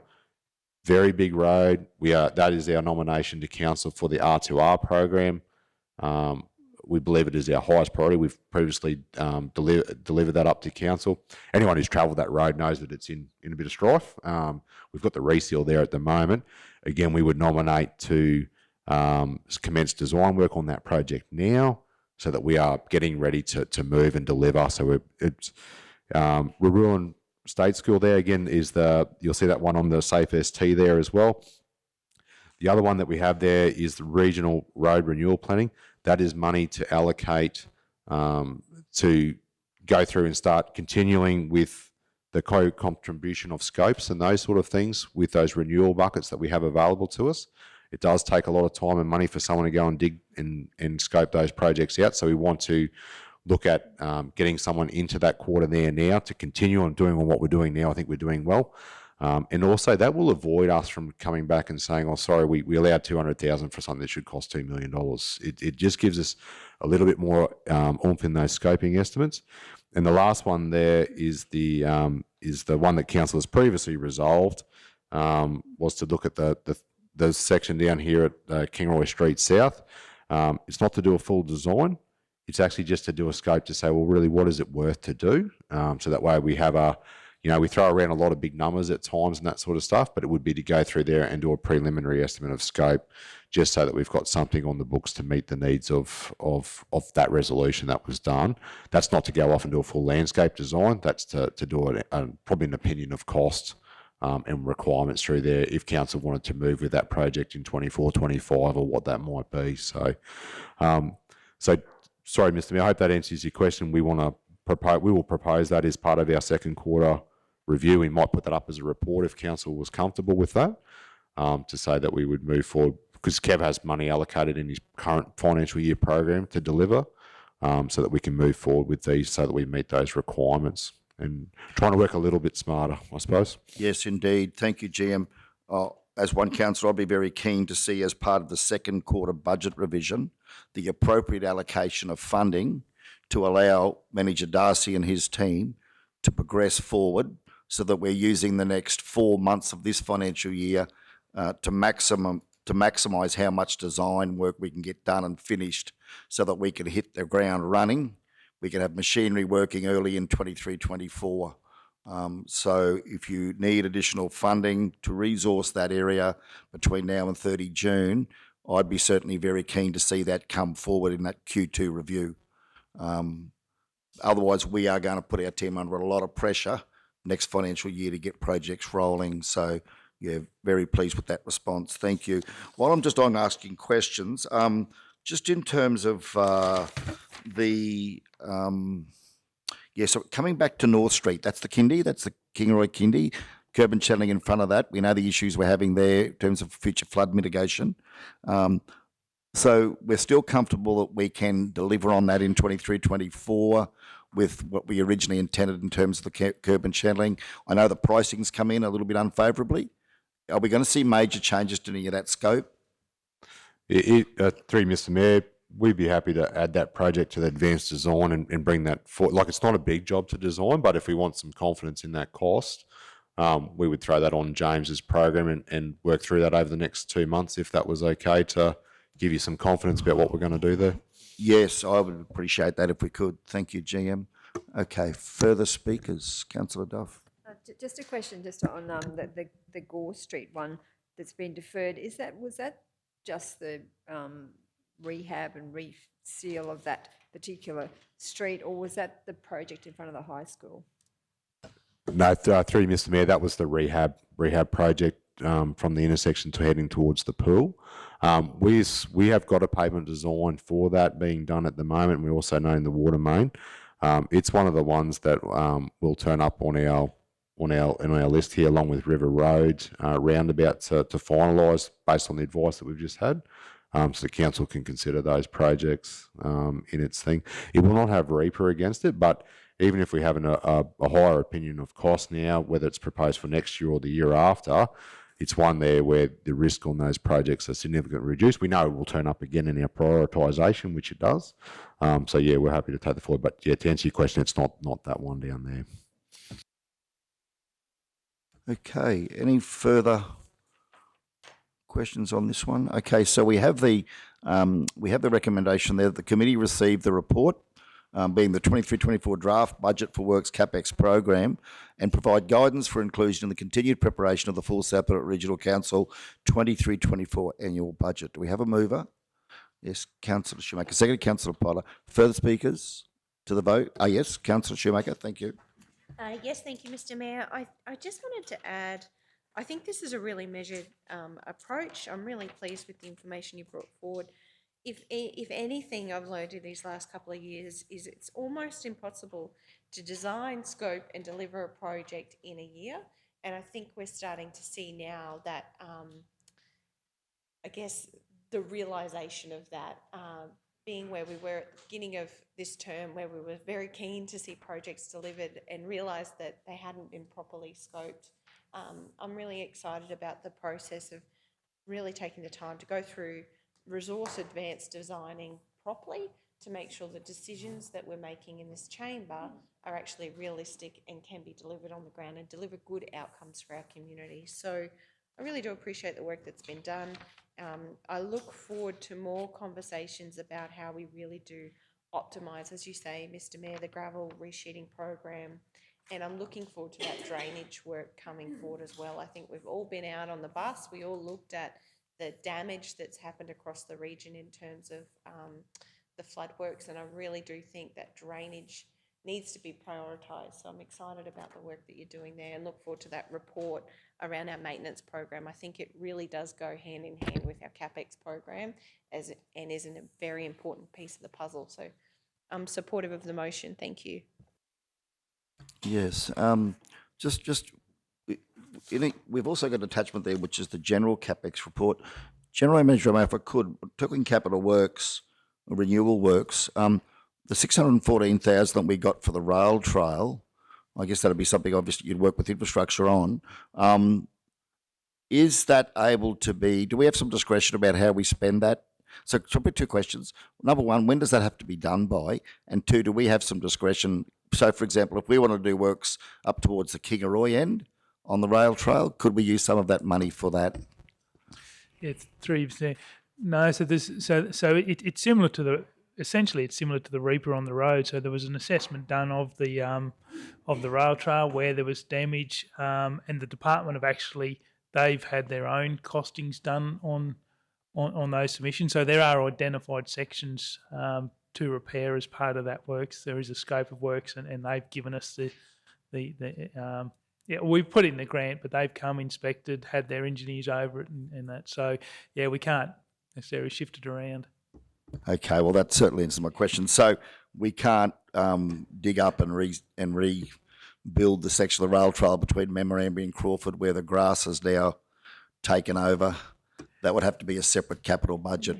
Yeah, would that be correct? Yes or no? Yep. Yep. It would be. Okay, thank you. That puts that one to bed. I'll raise that at another time. Okay, thank you. Councillor Shoemaker, anything to close? Okay, that finishes the debate. Let's go to the vote. Those in favour? Carried unanimously. Thank you all. Mr. Mayor, I know we're yes, Councillor Schumacher. a little early, but could I move that we adjourn? I really need a break. Yes, for sure. Do we have a seconder? Yes, Councillor Potter's beat Councillor Henson to the jump for a change. Well done. Those in favour? Carried unanimously. We'll adjourn for morning tea. Councillor Henson, those in favour? Carried unanimously. Thank you all. Moving on to 6.3, Local Roads and Community Infrastructure Program, Phase 4 at 24. We have the report there, Council, and it's recommended that Council note the report for information. Do we have a mover? Councillor Duff, seconder. Councillor Potter, thank you. Speakers? Councillor Shoemaker. It's wonderful to see that funding actually coming through. My question was more around the logistics of allocating the projects. I know we've had a number of discussions as a team and have a number of different ideas, and I guess my question to you, perhaps, Mr. CEO, was just in terms of the budget cycle and the many meetings that we had. I know there's been resolutions from council around what are some of the priority projects we'd like to consider. I'm just wondering what the process might be to actually nominate some of this, or whether that will feed into your bigger discussion as a team about the capital program. Thank you, Mayor, through the chair. Yeah, it is a much bigger discussion. So, and if I may, Mayor, says the email that we circulated, that received, I think, Monday, Tuesday this week. So there was the changes with the change of the Commonwealth Government into the program. So they've reallocated the same amount of money that was allocated before May 22. Now, very appreciative of those funds and that we didn't lose them, but and certainly there's some changes. There's an extra 250 million that the government's going to allocate or nominate our council. So how that works out, we're not sure, and we're not sure yet whether we'll get any of that extra funding. But the 1.6, give or take, is at least there, and it's confirmed for July next year.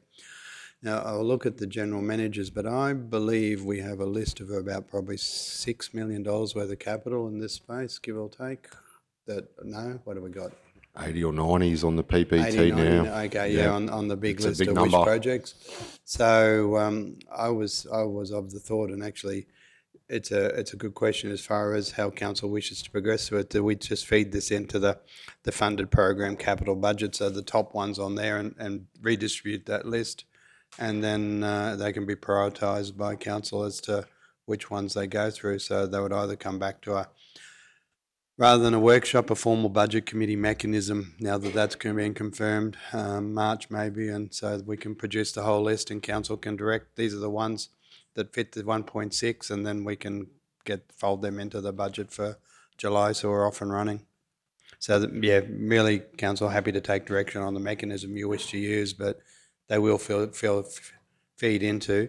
The program doesn't kick in now until 1st of July 23, so we can't expend any of that 1.6 before the end of this financial year.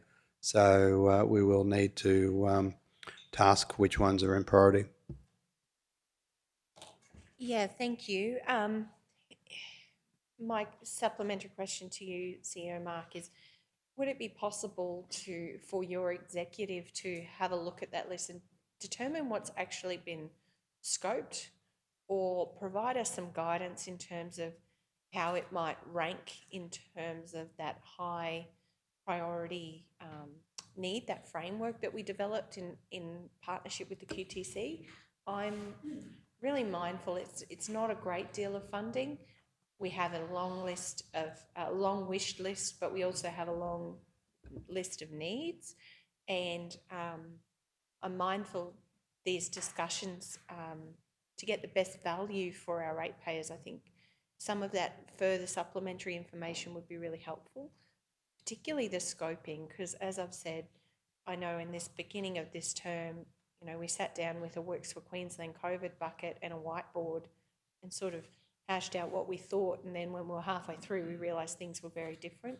So I'd be led by your guidance here, but I imagine we have some of those mechanisms that might help us in the decision-making process. Do you have any further thoughts about that, CEO Mark? Oh, thank you, through the chair.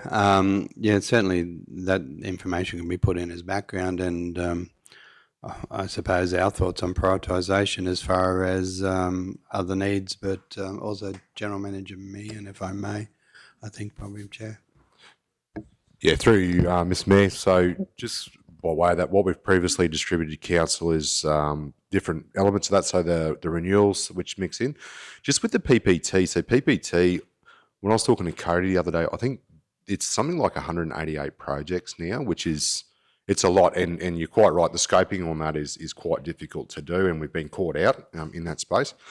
Cody has been adding a column there to give an assessment of where that scope is at, so that we have some confidence in that. The problem is, if we could get to if we had a short list of projects to consider, we could probably put a little bit more time into into at least spending a bit more desktop analysis of those sort of ones. But because there's so many competing priorities, the PPT does rank them, which council would be aware of. Obviously, it's council's decision, but our way of thinking is we would put that list forward again. There's our projects. There's Pete and Leanne's team's projects are all in that list as well. And our idea of that is we were looking to introduce how risky is the project. So we talked about the tiered system. So Cody is putting that in at the moment, and also how much do we know about that project as well from an estimating point of view, so that at least you've got an idea of what you're looking at a little bit when you're making that decision. And mindful, it isn't a lot of money, so it's really around trying to work out what council wants to do and distribute it. So we can give best information based on that, council. I think we're probably a little bit further along than we were last year. But the big thing is around, how far do you want to go with that list too? Thank you. It would be my view that it would make more sense for us to have a smaller condensed list based on the key priorities of our corporate plan, based on the asset data in the information that you have at hand, and based on that prioritisation tool and the scoping that's been done. So I would like to move an amendment to the motion that council note the report for information.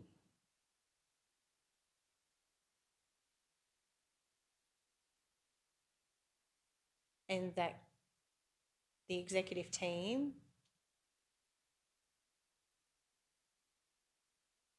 work to compile a short list of projects that have been scoped,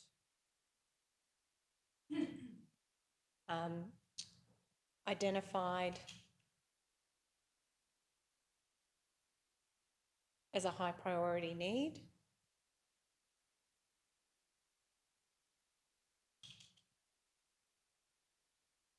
that could be delivered within the funding timeframe,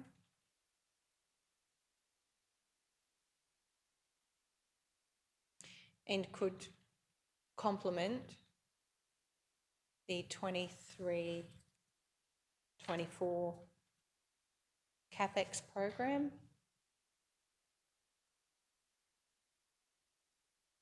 reducing council's need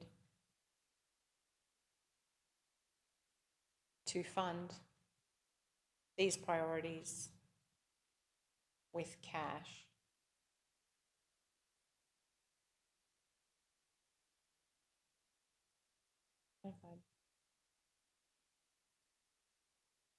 And sorry, so priority need, and that could be.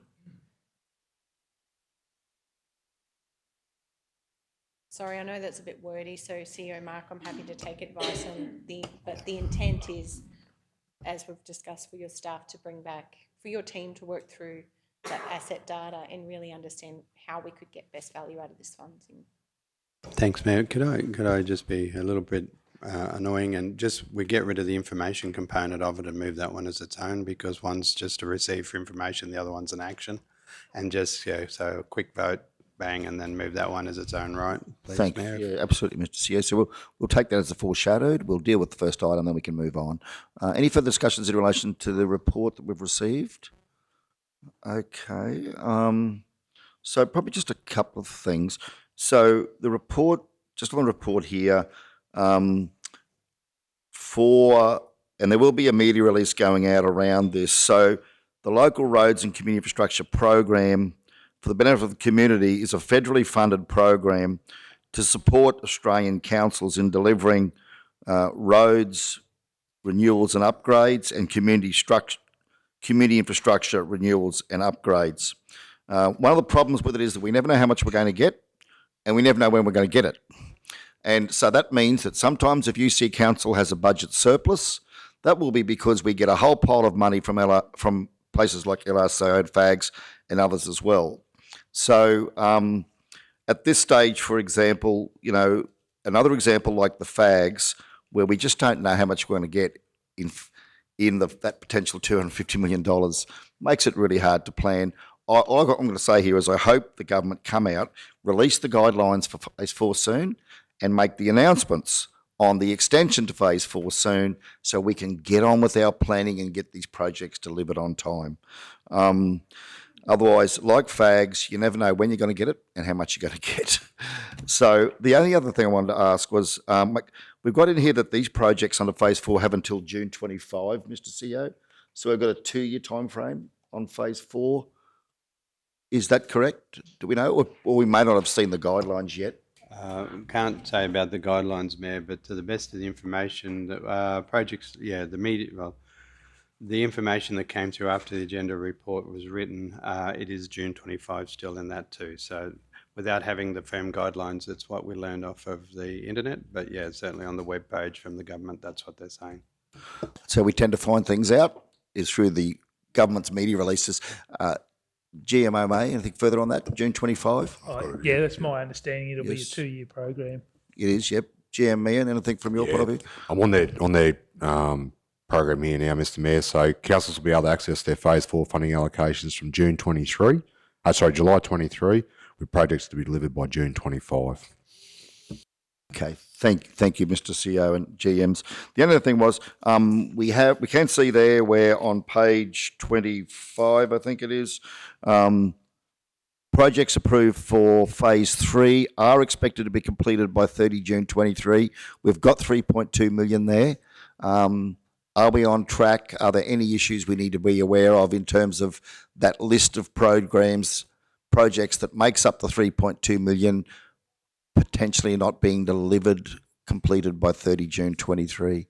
Any projects that are at risk, GMs, that you know of? Yeah, through Mr. Mayor. So our list that we presented before, that is our list of delivered.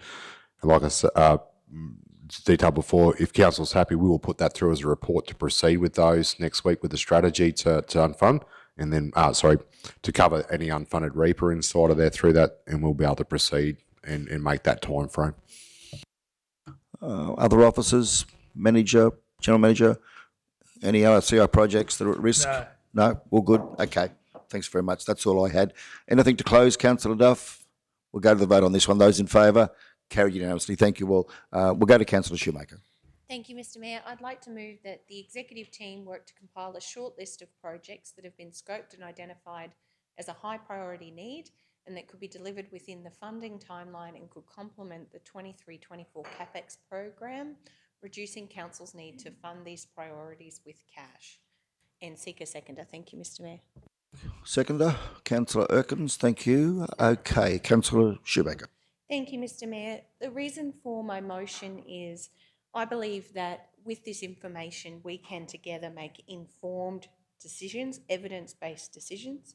I think it's really timely to get this announcement in the lead up to the preparation of our budget and our CapEx program. And I would like to see us as a council use these LRCI funds to really maximise and optimise our CapEx program and the deliverables that have been set out in our corporate plan. I also see there's a lot of asset data that we have now. We have a lot of assets. For instance, some of our toilet facilities across the region that we didn't realise were in such a state of disrepair until we go through and do further assessments. I think the assets that we have and the renewal of those assets need to be a priority for our council, and I think we need to use these rare opportunities of government funding very wisely. So I trust our staff. I believe there's a lot of work that's been done in this space. I would like to see them do some work in the first instance to really take a look at what's actually realistic and deliverable and consider all of the information that we have so that we then as a council, as part of our capital works, setting out our capital works, can make a really solid, informed decision and have the confidence that those projects will actually be delivered. So that's the reason for the motion, and I very much look forward to working with all of you to bring down our next CapEx budget. Very good. Further speakers? Councillor Duff. Through you, Mr. Mayor, just the only concern I have is with that is that not sure which projects have been scoped and whether they were scoped in accordance with the priorities of council, because I don't think we actually had a priority. So like I put forward, for example, the second stage of the Wandai Industrial Estate and that upgrade in front of the high school. I don't know if they've been scoped or not. Whether I guess my question is, what are the priorities, and have those priorities been actually scoped? So just particularly though, I'll just ask about those two, for example. Yeah, through you, Mr. Mayor. If I may, I think to meet that, it's hard for us to for me to say what my priority is and versus what other people want to have a priority. Not that I don't disagree with the intent. I'm just wondering, are we better off? Sorry, as part of that process, we're probably happy to present the PPT again to council and walk through that.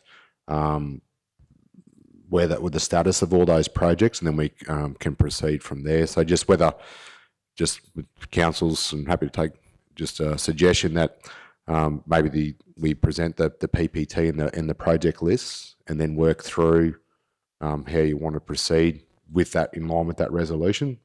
And we can also probably just give a status update as part of that, what we know about those projects as well.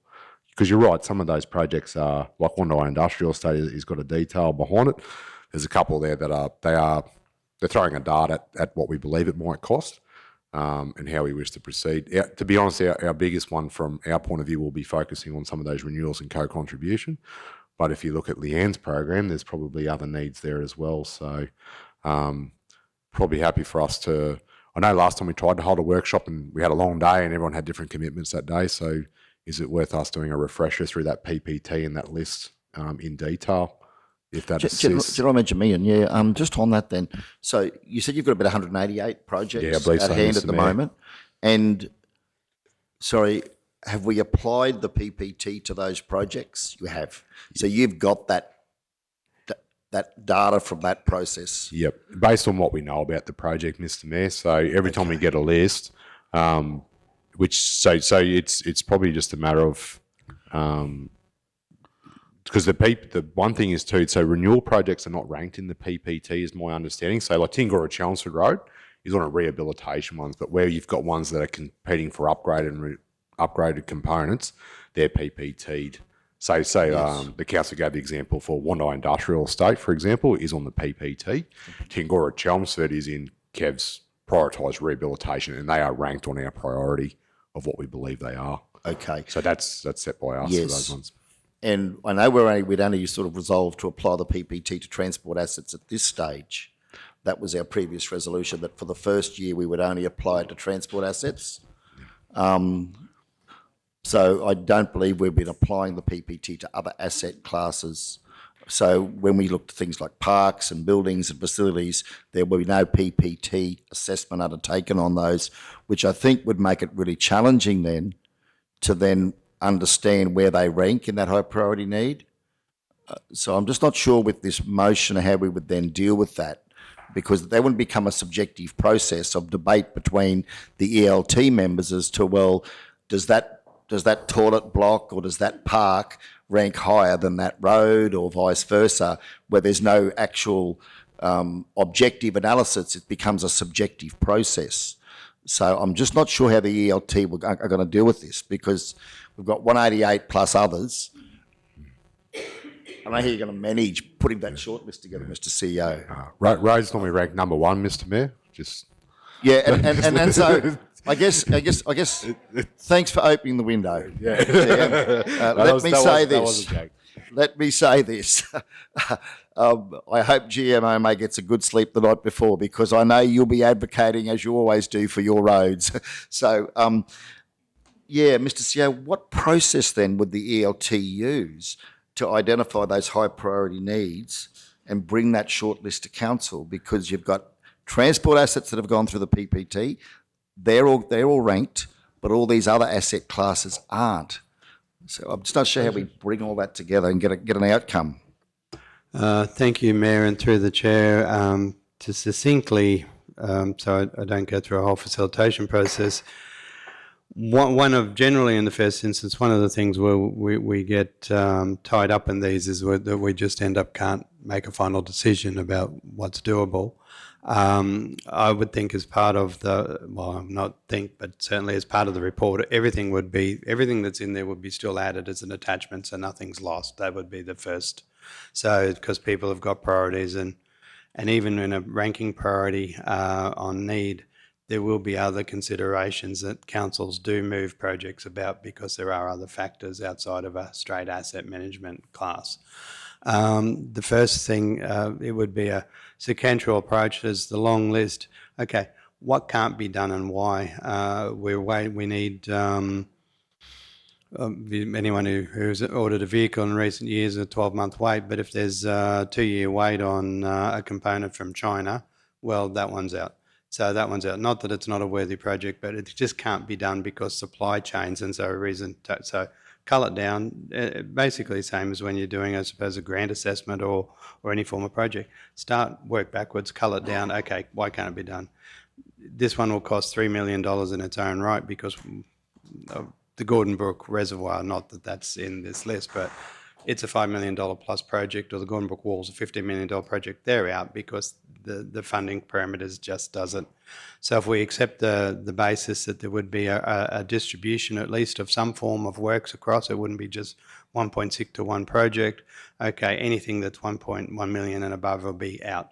So you would just cull backwards until you get to a long short list that then could be, have we got preliminary work for it? Have we got, and it just literally it'd be just a work backwards until we come down to a manageable list, present it to council. All the other information's attached to the report, and then council can make its final decisions or determinations on what it thinks.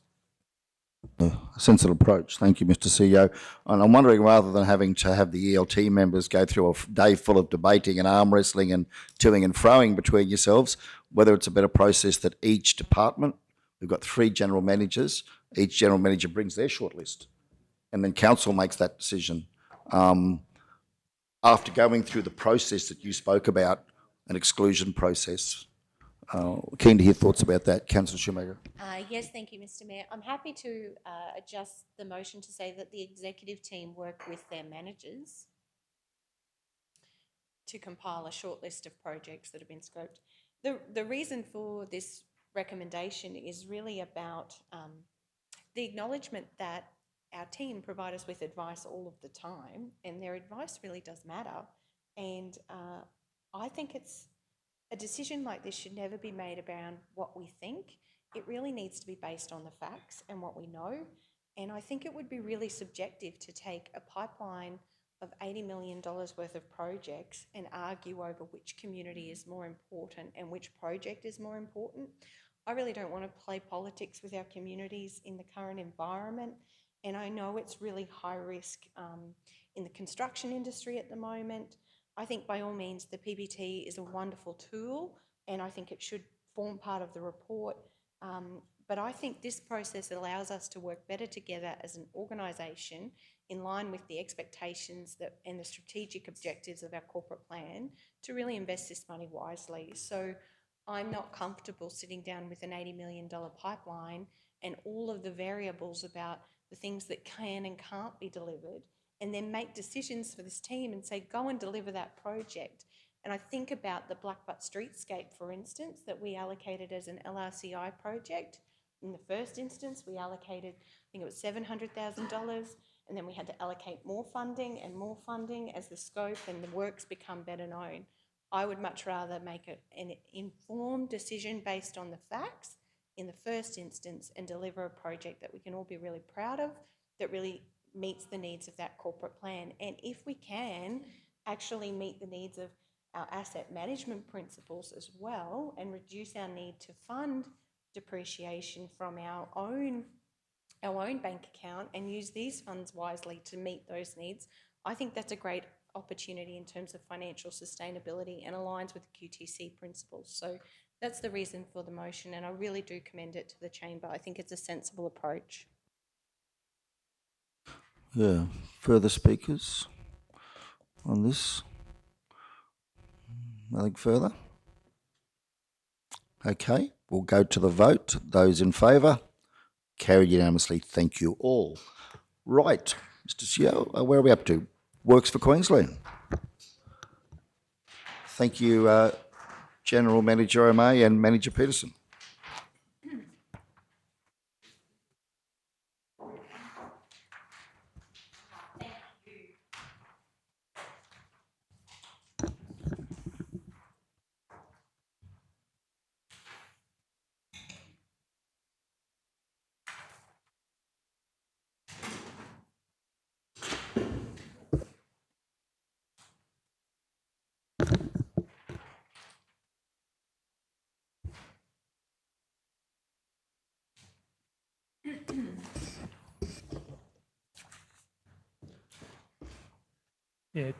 Yeah, through you, Mr. Mayor. Yeah, I'll just tag team with Leanne and work through this one. So so this is just an update of the works of Queensland. There's a few projects that we brought to council, I think in November, December, where we've got substantial cost overruns in the estimates, and I think that they were basically laid on the table to come back in the second quarter review and consider our options. So I've with the sheet we just handed out, the one that was in the agenda, that the red are the proposed amendments. As we discussed earlier today, the Works of Queensland is a 3-year project that we have been working through. So where they aren't highlighted red, then those projects are essentially on track, or we have been delivered previously. So yeah, I suppose we're just working. So I was just going to do by exception. So the ones that we weren't talking about, that we weren't looking at changing, wasn't going to mention them. I was just going to work through the proposed changes that we looking at. The first one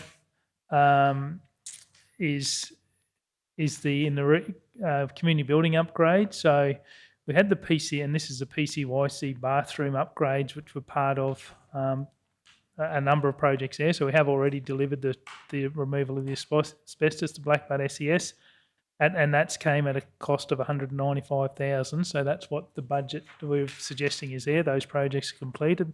Have suggested removing the funding for the PCYC bathroom from here, which is essentially, I think it's a $365,000 was left in this, and that's because we it was costed up, and we've had the quantity surveys come back at $660,000. So there was a substantial shortfall to deliver that project. So without external funding or additional funding, then we can't deliver that project. We have looked at the restricted cash, and there isn't in the buildings component. We haven't got that funds restricted. So again, I think it's been mentioned earlier. It's not a project that.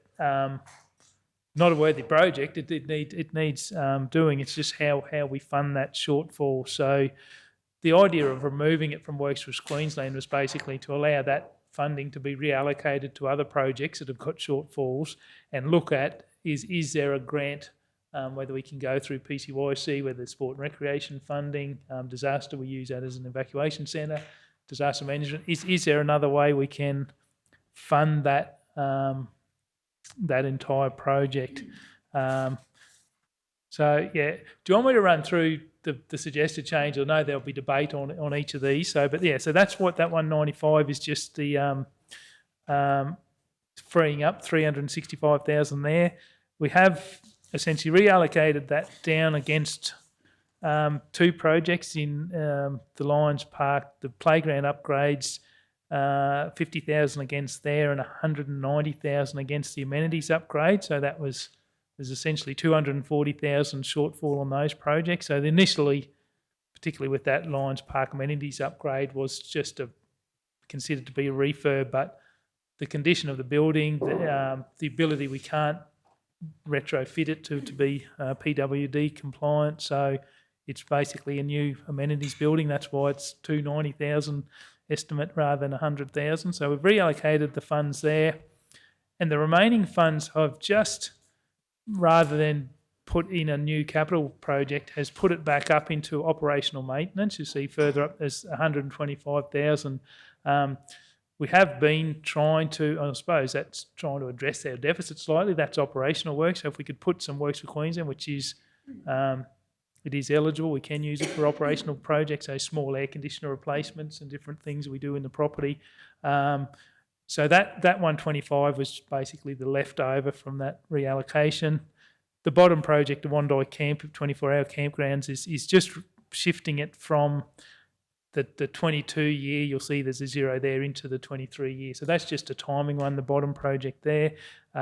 We have got the scope and design essentially completed. There's just some final community consultation to do, and that's a project that because we know it's already in the project, we would be looking at tendering that, say, late this year, but the funds will get spent next year. So I think we were talking about that backlog of projects. We still want to proceed with that one, but we're just more showing the funding in the year that it'll be spent.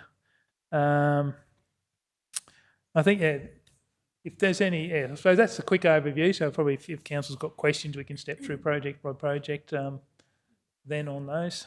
Okay, thank you. Okay, Councillor Duff? Thank you, Mr Mayor. I've actually sent through an alternate motion to Kimberley. If I may, I'd like to move that. Yes, you may. That South Bennett Regional Council, point number 1, receives the Works for Queensland Program Round 4 2021 to 24 update.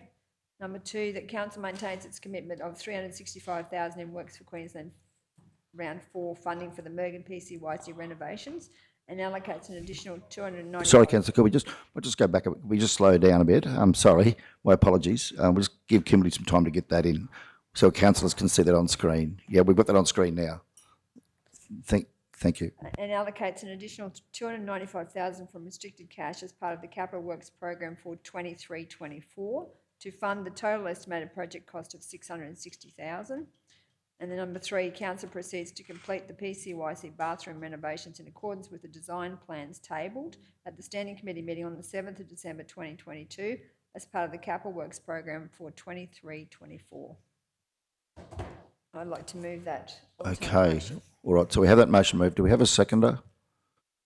Councillor Potter has seconded. Thank you. Councillor Duff? Thank you, Mr Mayor. So yesterday I went to see Renee at the PCYC, and Leo Garrity also attended that meeting. The PCYC building has 3 sets of toilets that do not cater for disabled persons, either for a toilet or a shower. This was all noted down by Renee. There is 1 designated disabled toilet and shower, however it is not in the main foyer near the main toilets and is not to current standards for size and manoeuvrability. 109 disabled persons attended at the PCYC last year with only the 1 very undersized toilet. This was a challenge. This is a mix of patients who require exercise with the guide of their doctors and help by their carers, and recently has been from the young disabled youth of this area who are in wheelchairs who participate in the wheelchair basketball sessions. The wheelchair basketball team has since competed away with Commonwealth Games associates and won medals. In the future, if we host a wheelchair carnival, what backlash will this area receive if we only have 1 undersized toilet? The Disabilities Discrimination Act 1992 aims to eliminate discrimination for disabled persons in a number of areas, including access to premises. Under the Disability Standards of 2010, it states each bank of toilets in a premises must contain toilets suitable for ambulant persons. As a community premises with only 1 undersized disabled facility, it makes it very hard for a disabled person or a group of persons to attend for an event with only 1 available toilet. They also do not have a family change room for young children. We had over 1,600 young people aged between 0 and 9 attend our facility, and there is no baby change facility. There is also no room designated for young families to change into the gym clothes or activate clothes. So that was some notes that Renee put forward when I suggested that we defer the project and look to get it from some other funding source. She was like, this is the issue at the moment. They've got disabled people not able to access the facility, and at night time when people can come in and just swipe and go in and use the gym, the disabled people can't use it because the toilets, the actual non-compliant toilet it's locked away, so they can't even use the gym after hours. So they're being disadvantaged. So I just think that this project should be a priority of council when we talk about all-inclusive and looking after our disabled ratepayers. Yeah, so I'm just really keen to see this happen, and we don't have to deliver those projects until the end of next year, so there's time, and that project is fully scoped, planned and costed. So I just think it's wrong to defer that project and try and find other sources when we've already got it costed, we've spent that time, we've spent that money, and we've got that allocation. So I'm not keen to lose that allocation that can go towards making that happen. Thank you. Councillor Potter. Thank you, Mr Mayor. Look, while I agree with most of this motion, I'm really, really concerned about taking the restricted cash. But I do want to bring it to Council's attention that we had the Disability Expo meeting yesterday, and they're actually planning on having the Disability Expo at the PCYC on the 15th of October this year. So, and that's going to be quite embarrassing for council if we don't have the facilities, which means we'll probably have to go back and move that. But because the idea was to move that, the South Burnett Disability Expo from town to town. The first year we had it was in Kingaroy, but they really wanted to move it around to the different areas. The other thing is with regards to disability toilets, we've discussed this time and time again. I've brought it up time and time again, and basically been pushed down time and time again for disability toilets.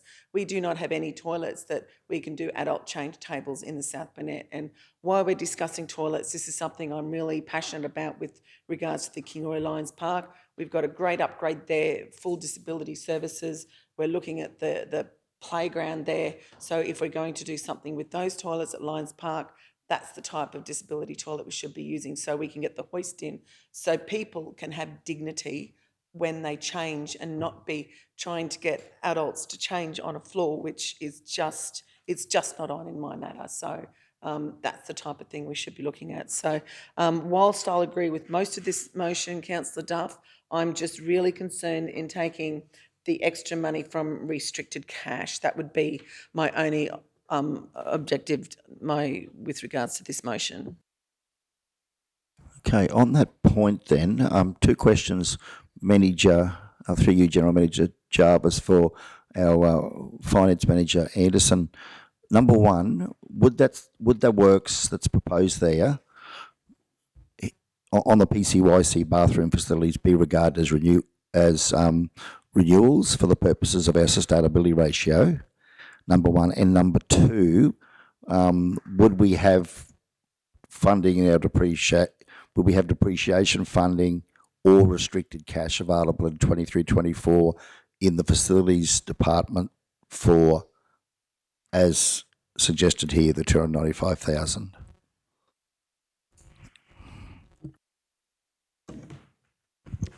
Through you, Mr Mayor. So with your first question, I would think, and Leanne may know more, that there would probably be a split between renewal and upgrade for that works. So they're not quite sure what that split might be at this stage, but yeah, I would think it wouldn't all be renewal. I don't know if Leanne knows Not sure of more. the exact split, but yeah, it would certainly be an upgrade of facility. Yeah, so it's probably a 60% of renewal and certainly the upgrade, because you don't have PWD. So that's where you're starting to move into the, new improvements. And through you, Mr Mayor, so for your second question, so next year, I guess depending on what projects are put forward, will be dependent on whether there is funded depreciation available. So again, that will be once we've got some of these projects put forward and we've got a rough draft capital program, we'll be able to then determine, based on our overall cash reconciliation, whether how much would need to be unfunded or how much would come straight out of cash or other funding sources. The building and facilities restricted cash, the amounts that would be available, there is some there for the building condition assessment. There's roughly around 400,000 there, which at this stage hasn't been plugged for anything, but it is, our reserves in buildings and facilities is depleting to a point where we're sort of getting to the last little bit where there wouldn't be much left after that. Thank you, Manager. The only other question was, in relation to the Disability Expo that's being proposed for Mergen on October the 15th that Councillor Potter spoke of. So we're in February, yeah, so that's 8 months away. Would council be in a position, or that's a hard question to answer, isn't it? Is there any possibility that this could be delivered by that time frame? And if it was to be delivered, would we have to start now? I mean, what sort of time frame are we looking at to deliver a project like this? Certainly, I would suggest with the amount of capital works that we've got currently with the team that I have, there's no way we would be commencing this project this financial year. We just don't have the resources. You've got to go through all the procurement process yet. Yeah, so no, I would suggest we will not have this project completed and operational before October this year. Okay, thank you. Need to inform the organisers, I guess. Yeah, Councillor Potter. Yeah, look, when we were discussing it, some of the people at that meeting are members of the basketball team. And by the way, I might add, they actually won gold. Just saying. So our basketball team are doing extremely well in that field. But there was no mention, and the people that attend that, there was actually no mention of the toilets and the facilities there. So I don't know whether they see them as a bigger issue right now, but I do think it's something we probably need to discuss with them with regards to that, because there are facilities, like if we're going to do that, then there's facilities you can bring in those, the portable ones that are suitable for, that are all inclusive. So, you know, that might be a possibility then as well for that expo if we don't have enough there anyway. So, look, I'm quite happy to take that back to the meeting. Thank you, Councillor Potter. It would be a shame to lose it from our region. Oh, it's a local group. Oh, good. Thank you. Okay. Okay, further speakers. Who hasn't had a chance to speak? Councillor Oakins. I've just got a couple of questions. While I have been to the PCYC, I've never actually been through it. So I'd like to know what facilities does it actually have? What else is it used? You know, what is it used for? What groups use it? And do they actually have any income themselves, or is it fully funded by council? Yep, so PCYC Queensland have a lease with council and they lease the entire facility from council. The facility is located in the Mergen Showgrounds, and there's a number of other community groups that access the PCYC. So you've got the Show Society and a number of sporting groups, the Country Muster.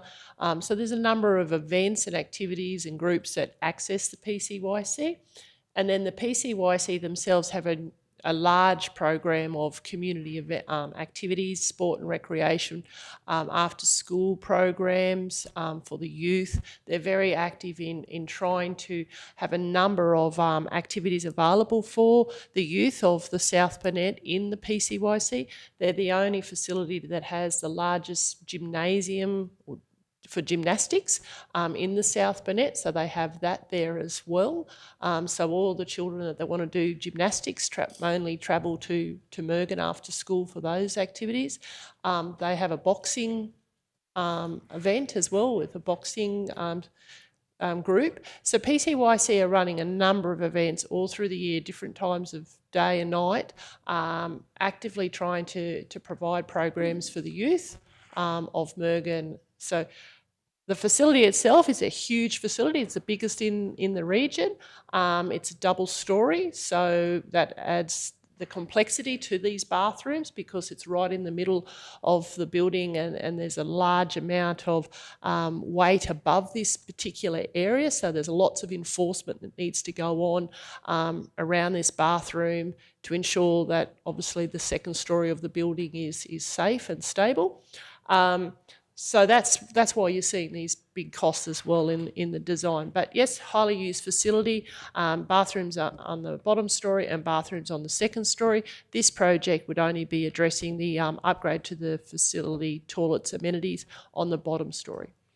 So another question is, if there are so many organisations and groups using it, isn't it possible that they could apply for funding to assist with the disabled toilets?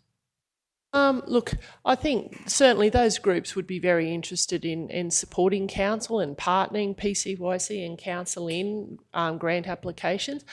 The issue is I haven't seen, in my experience, where a community organisation would be able to attract over nearly $700,000. So yes, all those individual groups might be able to get gambling benefit fund, sport and rec money, but where they are struggling, we probably have here in the South Burnett for a couple of years, where would they go to sort of look for, 500,000 contribution?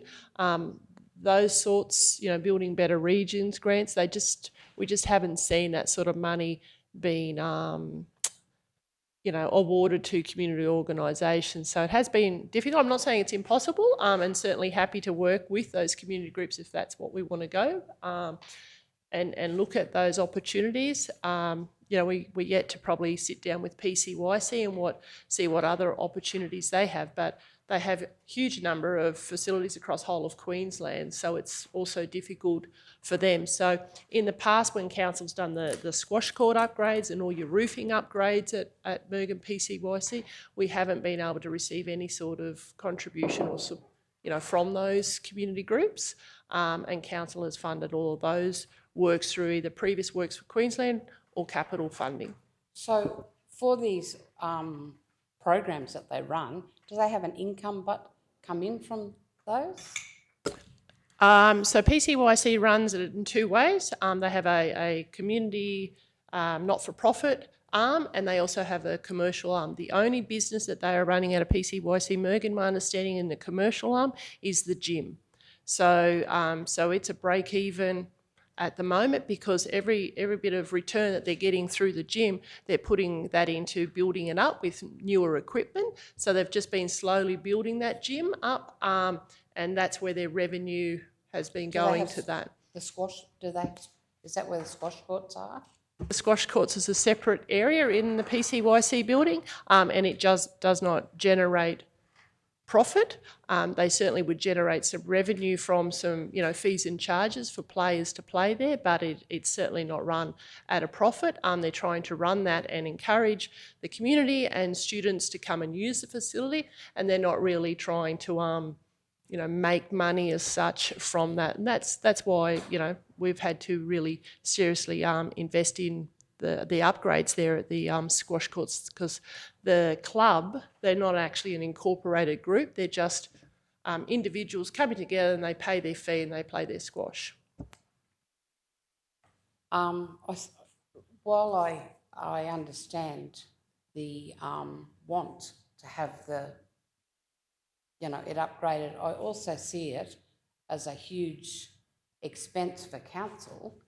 And, I'd like to see whether we couldn't work in with those groups, with that many groups. And I know maybe there is not a big grant that one can get, but maybe amongst them, I think it's probably a load that should be shared and shouldn't be the response. When we're talking taking it out of capital, we're taking it out of ratepayers across the region. I think probably the users of it should also be looking at trying to contribute some funds or look to some opportunities to obtain some funding on it, because it is a lot of money. And I mean, we're just talking about how we don't have that lot of money. It's my concern. Councillor Potter. Yeah, thank you, Mr. Mayor. Look, this might need to be a question I noticed through you, Leanne. I'm just curious about, because I just feel like we talk about the PCYC and how much money we spent there quite a bit. So just curious about how much we have spent at the PCYC over the last few years. I realise you won't have them with you, but I'll get you to take that on notice if you don't mind. But actually, Councillor Erkins has a really great point. We have some amazing user groups using that space, and now with the disability wheelies using that space as well, it's another opportunity for a different stream of support funding. So I do believe that that's probably a really good point. Councillor Duff, I just a little bit concerned now that with regards to the Works for Queensland funding, we have to have that used by what date again? June June 24. 24. So there's probably no hope of having any of this work done by June 24. If we were awarded the money allocation now, we would move on procurement. And then you'd be looking at awarding, in 3 to 4 months' time, you would be awarding contracts and looking for a builder. It's going to be tight, extremely tight. And that's why we've made a recommendation where we've put projects forward to projects that we can achieve and we're safe to achieve. And PCYC, highly recommended as a very valuable project, but a just high risk in Works for Queensland. It would be great if it was a capital works program so we could work through those risks internally through our organisation rather than have the funding source govern the times and constraints. Okay, thank you very much. So with that in mind, I do believe that we need to change the resolution because I don't know whether Councillor Duff would be into that, but the resolution does need to change because we're doing up a little bathroom at the moment and it's only taken 1.5 years. So I just don't know how you're going to get that done in, within 12 months. So just curious. I think we might be clutching at a few straws here. So I do believe, look, at the moment, Councillor Duff, with that motion, the way it stands, I cannot vote for this as much as I do agree with it. There are other ways we can get around a toilet right now with regards to the Disability Expo. But I do believe that I don't think I can vote for this one as it stands because, as I said earlier, I'm really, really concerned about the restricted cash funding and the use of that Works for Queensland funding before the use by date. Councillor Schumacher. Thank you, Mr. Mayor. Just a couple of questions. So I have been in the bathrooms, I know upstairs of the PCYC. I'm trying to think, I might have went in the Mergen Muster this year, but I can't remember. So there's a facility downstairs and a facility upstairs, and we are all talking about the same facility downstairs, which would be accessible for people with disabilities. Yep. Question, in terms of the usage of PCYC, Councillor Duss provided some stats, obviously, from the manager that she collected yesterday.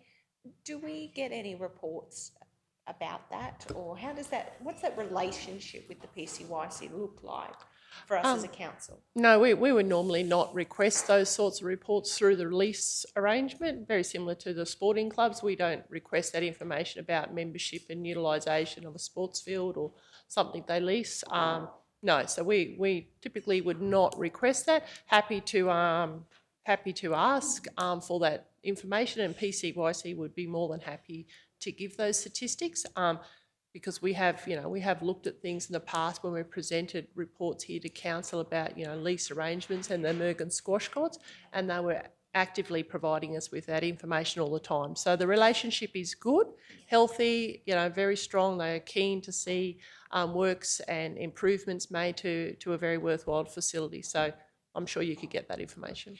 Yep. Just in terms of the lease arrangement, is it the same as every other not-for-profit lease arrangement where we charge a $75 fee, or is it different? A year? I may have to take that on notice. It is a little bit different to a lot of the other community organisations. It's still a very minimal amount. Yeah. It may be like $104. I just can't remember. It's not $75, I don't believe. However, there is a special clause in that arrangement around the maintenance and where the maintenance sits at that facility. As you can imagine, a sports complex like that, it's a huge facility with a lot of lights and a lot of tall ceilings. So there are some special clauses in there about where the maintenance lies on a lot of the assets or the building itself. And a lot of it does fall with council above the 3 metre height. So yeah, we're responsible for lights and windows and fans and a number of things above that 3 metres in height. So just because of the type of building it is. Just in terms of funding the additional money, so we've allocated 365 and we are short 295. So the project scope and the contingency that you provided included it. Sorry. The project scope included a 10% contingency. So we have You came back to council with 660. I just wanted to understand, when was that pricing done, and is that quote still relevant? It's actually a quantity surveyor's estimate that was completed in September, I believe, last year. So usually 6 months is the time frame that we would be giving ourselves. So the time we get this project out and procured, I would suggest that 10% at the moment may not be enough with the changes that we're experiencing across all of our projects. So yes, it's a quantity surveyor's If I estimate. could just interject, my apologies. The contingency was 20%, not 10%, and the contingency was $110,000. Yeah, and the surveyors in there indicated that that would be to account for potential price rises. So they have factored in a potential price rise of 20%. So the project was 545,000, and they basically tipped in a top 110 to account for potential CPI inflationary increases.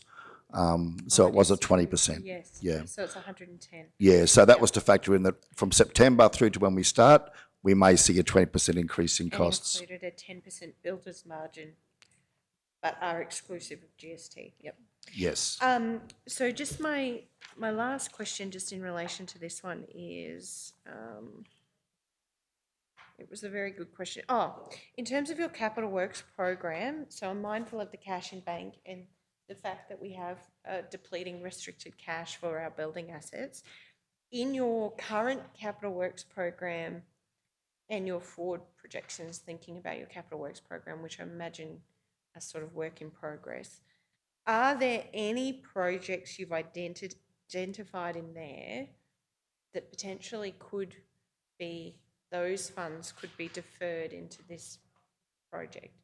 A couple that I'm looking at here on the spreadsheet provided was, we've got $150,000 for the Kingaroy Depot car parking, which looks like we haven't quite started that project. We've got investigative work for the Cloyner Hall of $80,000, and we've only spent $5,000 to date. There's some works that have been done. We had $135,000 for Bendoomba Homestead, and we've only spent $94,000. I'm just wondering if there might be another funding strategy to be less reliant on our cash, knowing that it's depleting. If there's current projects there that we may be able to, there might be overs or unders that could be reallocated to this project. Are you? Yeah, so just on a couple of those projects, we've already dipped into Cloyner Hall for some other works. And yes, we have got a consultant there working at the moment just to come up with the recommendations on what sort of things we could be doing at Cloyner Hall moving forward to actually get that building levelled out. So that sort of works in progress, and we're doing some minor works there. That's what that $5,000 I think is awarded to. The contractor has received a purchase order already to actually do some of the minor sort of drainage works around there. The Bendoomba Homestead, those works are in place. So the purchase orders have been awarded, and the contractors have commenced those works. So the stone store repairs, for example, it was meant to be May last year. With all the wet weather, we've referred it to May this year, and those works are locked in with the contractor and in the Bendoomba Homestead. So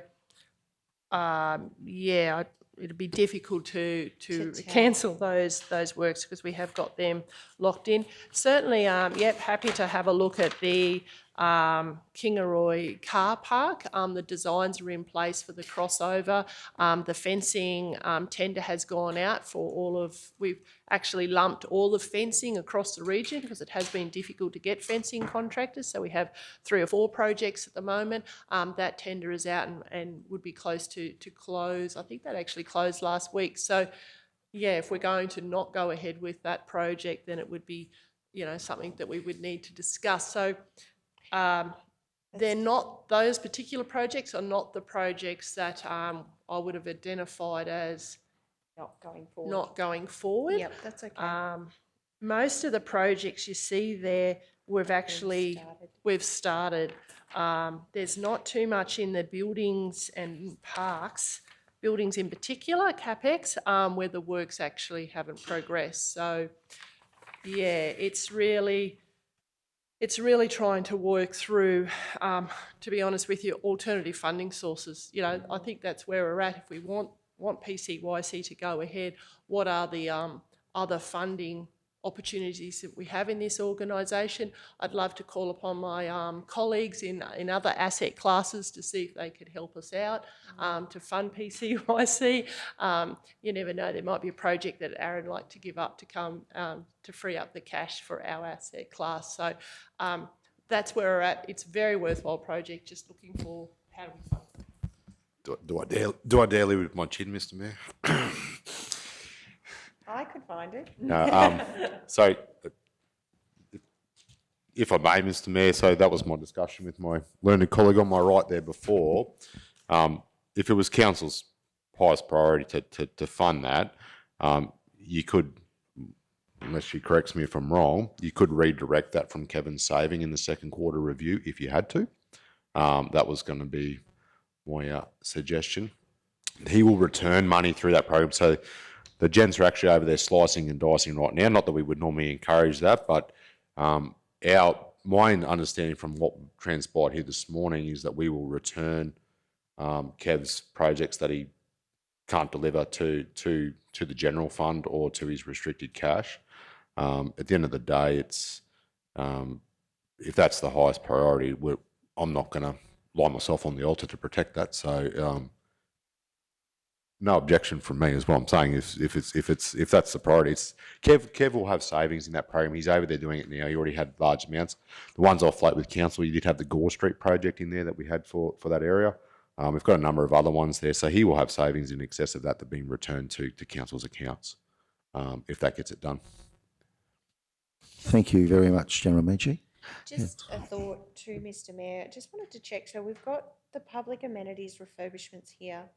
I know we've talked about that Butter Factory amenities, and we were looking at slotting in the Lions Park amenities instead. We had a $290,000 allocation, and you've said you've spent 100. You'd spend that 190 in 24, if I'm reading your proposal right, GM O'May. No, through Mr. Mayor. Yeah, so we had a $100,000 budget, and we needed the additional 190. It's a $290,000 project. And that's so, yeah, and that's why, yeah, the reallocation. And I suppose the rationale is we're trying to actually keep these projects in the one funding source. So we'd rather fund, like if PCYC was going to be funded for Works for Queensland, I'd rather not do any of those others and fund it all completely under Works for Queensland. Or if you're doing those, then fund it under all capital or all LRCI. It just gets messy when we mix funding. So yeah, again, this isn't a question around the value of the project. It's more just that where do we fund them from? So yeah, the other benefit, if we can do it under capital, any of those projects that have got risk of slip with contractors and like timing slip are good if they're under council's funds, because we're not tied to those timelines. So yeah, we try to do the easier ones with lower risk under the grant funding, can be delivered quicker and upfront. But yeah, that's probably the only other comment. I'd be good to see if we could if you're going to fund it all from Works for Queensland. If you were going to, which again, you might just, the balance could be the operational fund could, the 125 I had in operational maintenance, you know, if you only got 50,000 in there because you needed the balance or whatever, then that would be the way. But the risk is delivery for this one. So, like, yes, it could be completely funded under Works for Queensland, but it's just the delivery. But if we funded under capital, that would be that'd be great. No easy solution here. I think there is, potentially. I'm open to it. I do like the idea of reviewing our capital works program and seeing if we can top it up with those funds. I do agree that we've done all of this work. We all identify how important the project is, and particularly if we've got gold medal wheelchair basketballers playing there, you know, we really do need to see the facility used in that way. I do like the idea, Mr Mayor, of trying to look at our capital program and see if there's a way to reallocate some of those funds. I am hearing the team though about the high risk of the project. So I'm sitting on the fence. I want to see it done. I just don't know what mechanisms. If we can reallocate some of that budget, maybe it's something we lay on the table for the team to go back and do some work and come back to us with. Can I segue into you here, GMEM, because I've got a suspicion as to I know where you're going. If we were to look at changing your motion, Councillor Duff, such that we freed up the 365,000 inside works for Queensland to be allocated across those projects that Manager Peterson has put forward, which then enables Kingaroy Lions Park to go ahead and be finished, and also allows that other money of whatever it was to go towards the maintenance program, the repairs program, and then look to fund this all under CapEx. What that does is, number one, it allows these other projects to go ahead and get finished. I would like to see Kingaroy Lions Park finished, quite frankly. We have toilets there that aren't disability friendly either, and it's become an extremely important and well utilised park for our community here in Kingaroy, as well as for our tourists. So it allows that to continue and happen. The second thing that it does is that it takes the timeline of the June 24 timeline off. So if for some reason we do run over and it runs into, say, October 24 or something like that, then because it's in CapEx, we don't have that problem. And the third thing it does, as GMMA says, it keeps everything within each project inside its funding allocation area. Of course, the catch is, General Manager, me, and I'm probably looking for assistance from you. Where can we find 660,000 from in CapEx? Sorry, Mr Mayor, when I turned my light on and was being helpful, I thought I was coughing for 295. I didn't want to take advantage of your generosity, but just looking for your creative thinking. Yeah, look, we all want to be team players, Mr Mayor.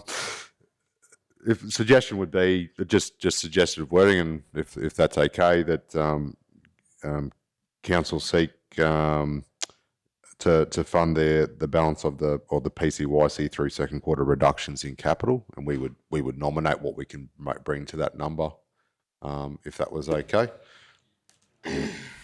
That's okay. Given the intent of the of where council's going with this, the wording of this will be because of the wording for Works for Queensland. Can we just put this on to and put it back to next week's ordinary meeting, and then we can knock up the wording for you and have a look, because we're doing the review on the capital programs, and bring it back to there, because with these ones it will end up at next week's at a next week's meeting anyway. And I just nervous about, particularly with the grant funding, just getting the wording right, and so like trying to wordsmith.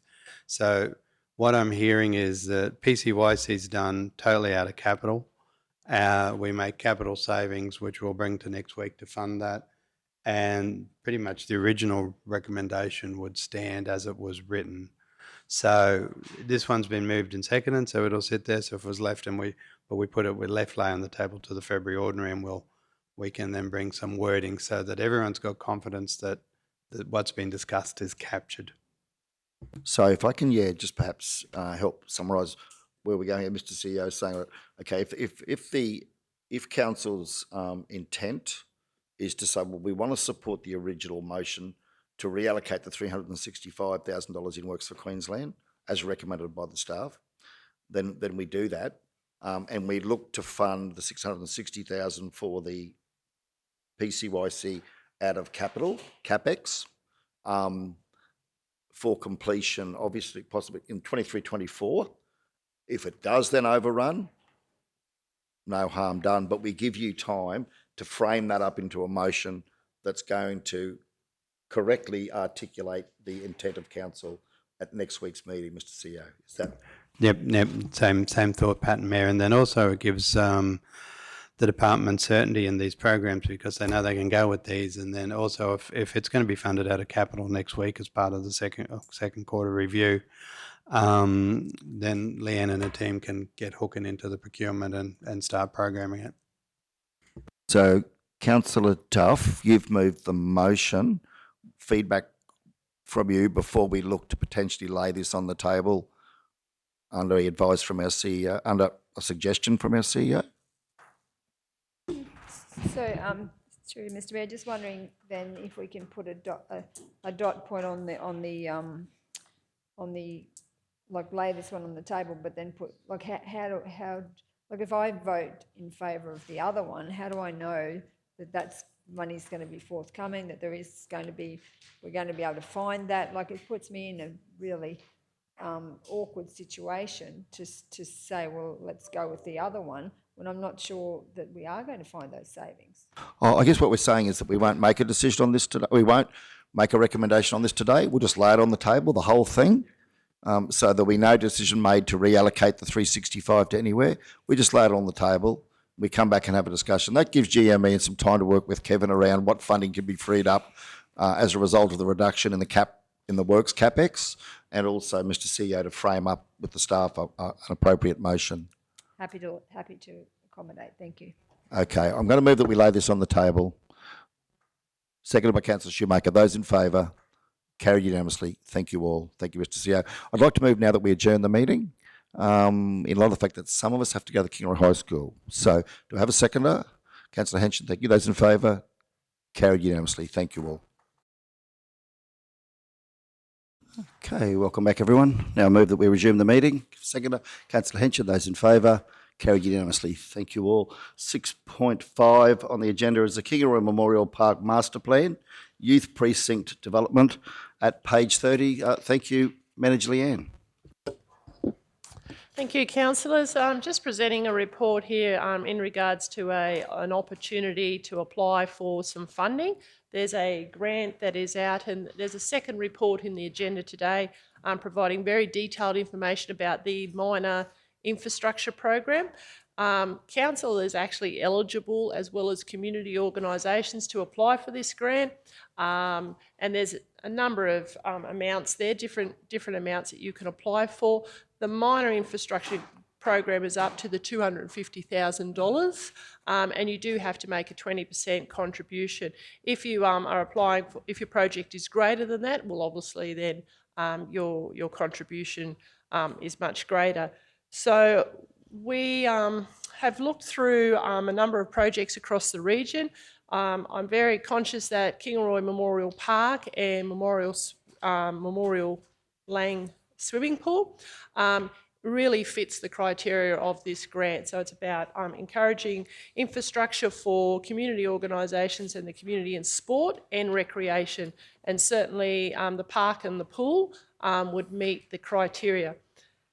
Our recommendation today was really probably to concentrate on starting the Memorial Park youth area, the youth precinct, and developing a youth recreation project there, and kicking off the basketball court concept and a Ninja Warrior course in Memorial Park. So it would certainly, you'll see in a report that's going to be presented at the council meeting next week, the master plan is completed and it is ready for council's consideration for adoption.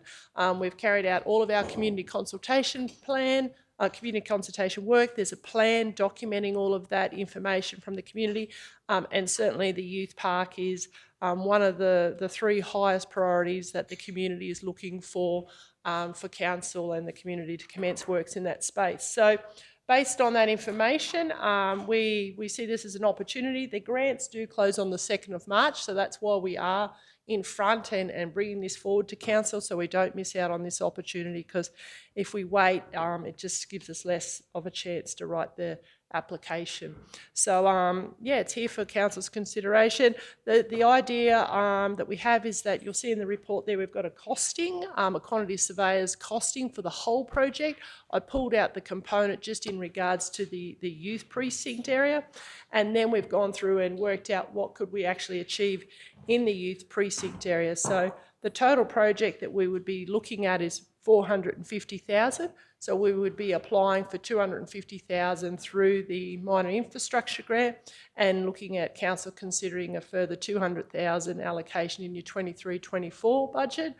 If you were successful with the grant, then you would look at that contribution there. So that's the idea of this project, and happy to answer any questions about the master plan and the youth precinct area. Okay, thank you, Manager. Let's get this one up for discussion. Recommendation is that the committee recommend to Council that South Bennett Regional Council submit a funding application under the Minor Infrastructure Program for the development of Stage 1 of the Kingaroy Memorial Park Youth Recreation Precinct to the total project value of $450,000. Do we have a mover? Councillor Shoemaker, seconded Councillor Potter. Okay, Councillor Shoemaker. Thank you, Mr. Mayor. I think this is a really exciting opportunity and something our council actually needs to get better at, and I can see that progression over the years that certainly I've been here, where we've got a project that's actually shovel ready, that meets the criteria for a funding grant, and then we go after that money and we make our funds stretch and achieve a better outcome for the community. I think it's really exciting. I would just like to congratulate the team on the work that was done in terms of releasing that master plan and the community engagement that happened across the community. I know how hard they work to meet with many different groups, and I know from some of the engagement, particularly with young people, this part of the project I think had an overwhelming response. There really is, when I think about it, all of the conversations that we've had across the community over the last couple of years, time and time again, parents and young people are saying there's not enough for us to do as in our region, and I think this is a really exciting opportunity to create a space for youth. I desperately and absolutely wholeheartedly believe youth need spaces like this, and I think we really need to take hold of the opportunity to build on the momentum of the master plan and deliver something for our youth. I know at the moment, just in my own experience living here in Kingaroy, I know how hard it is. There really aren't spaces like this available for young people during the week or after school and on weekends to hang out with their friends and do something positive in the community. And I think that Memorial Park is such a well-used facility, and a facility like this will just add to it. So I'm very excited, very passionate about this, and I really just think it's a wonderful way to get young people engaging in positive spaces in our community and building good relationships with each other. So I'm so excited about it. I really do hope, I've had a look at the guidelines and it really does meet the guidelines. So I'd love to see us get that funding. Councillor Duff. Thank you, Mr. Mayor. I just wanting to ask a question. So the youth precinct area estimate for the entire build is 1.110 million. So just wanting to know what the 450,000 will deliver. Councillor, I've just broken it down and had a look through the actual quantity survey. It will deliver, what we're proposing is to deliver the basketball court and a Ninja Warrior course. So there was also included like a climbing wall, some other seating areas, some boulders and what they call like decor or parkour. Yeah, so kids can hang out and sit in those sort of areas like boulders and stuff. So it won't achieve all those other things. They're sorts of things that we can add to as we go, but certainly the Ninja Warrior course and the basketball court was something that the community and the youth provided a lot of feedback through our community discussions. So we worked through the survey, the quantity survey, and we were able to identify those costs, and that's where we propose the 450,000. Councillor Potter. Yep, thank you very much, Mr. Mayor. So look, I too totally agree with Councillor Shoemaker here. This looks amazing, and parkour is becoming more and more popular in our community, and to see what they can do with parkour and it's just incredible. So I think this is very exciting to have a parkour section along with Ninja Warrior. But to me, the biggest thing I think is the courts, because that is the one thing that if you speak to any youth, I went to Rhonda's night here and I spoke to the youth there, and the only thing they wanted was basketball courts that they could access quite easily and freely, and I think this delivers that and more. So thank you very much. Okay, further speakers? Right. Okay, well, anything to close, Councillor Councillor Shoemaker, anything to close? No? Okay, we're comfortable going to the vote. Those in favour? Carried unanimously. Thank you all. Thank you, Manager Leanne, for bringing that forward. Yeah, good luck with the application once we get it through the council meeting. But I'm sure you'll have the support of council. Okay, 6.6, minor infrastructure program at 50. Who'd like to lead this one? Mr. CEO?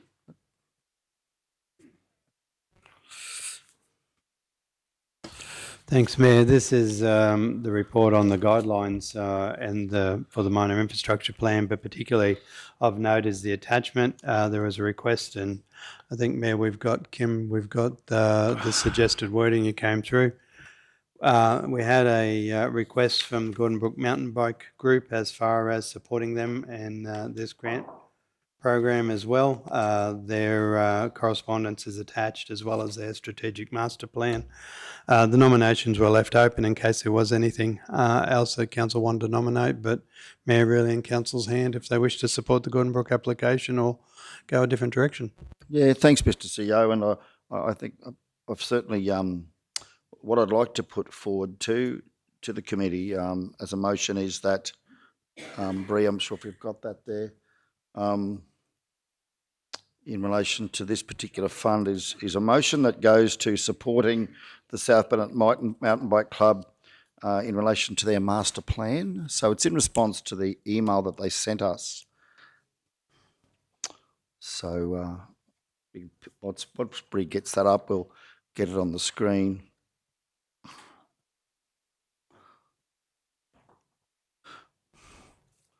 Thanks, Bree. Okay, so as presented there, council nominate following project.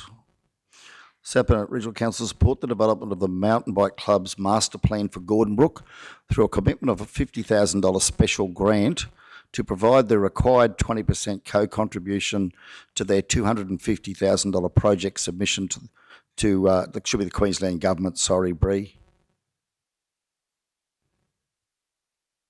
The South Bennett Regional Council provide a written commitment to the club as to supporting long-term tenure over the Gordon Brook property, and South Bennett Regional Council provide a report to the club in advance of the funding application due date as to the development application building approval requirements applying to this component of their master plan. So I would now like to move that and seek a seconder, if I could, please. Thanks, Councillor Duff. Now, I will, and look, in saying this is just really an initial motion.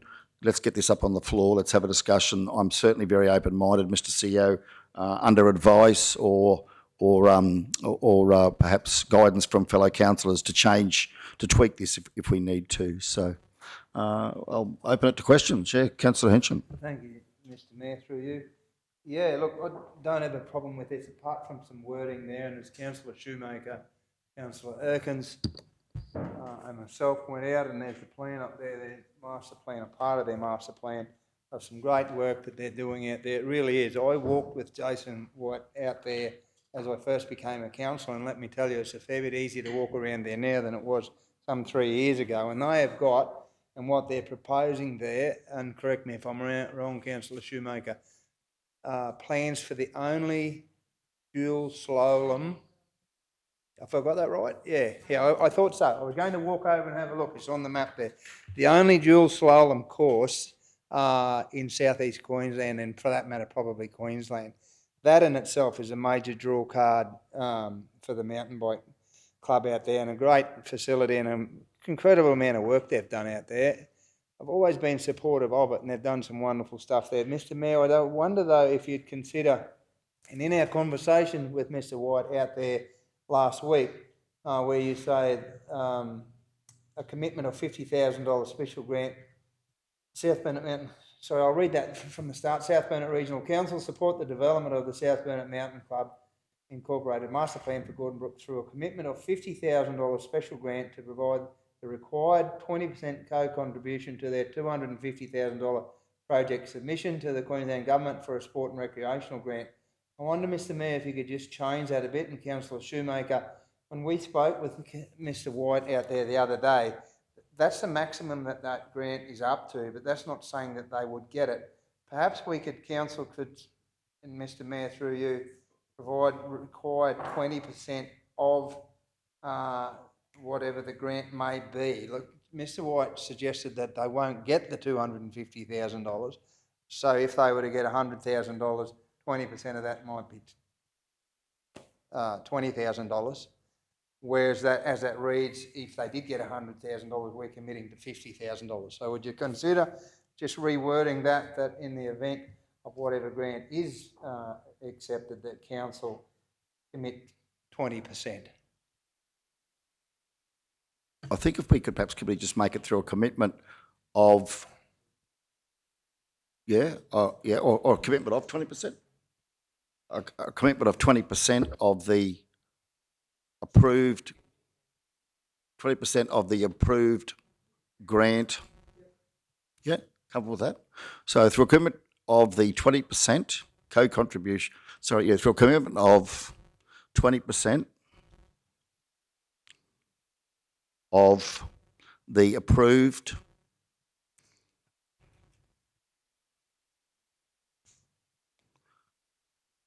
grant, should the application be successful, full stop, and you can delete the rest, I think. Yes, thank you, Mr Mayor. I just wanted to define that. I mean, I'm certainly fully supportive of it, but I'd hate to see council put in a position where they were approved of a $100,000 grant and we were committed $50,000 through this motion. So that's just a little bit of clarity around that and reword it. Thank you. Okay, further speakers? No? Okay, Councillor Shoemaker. Yes, thank you, Mr Mayor. Certainly have been working with the Mountain Bike Club since being elected around growing adventure tourism in the South Burnett. There's been some recent reports that show the true economic and social benefits of facilities like these for regions like ours.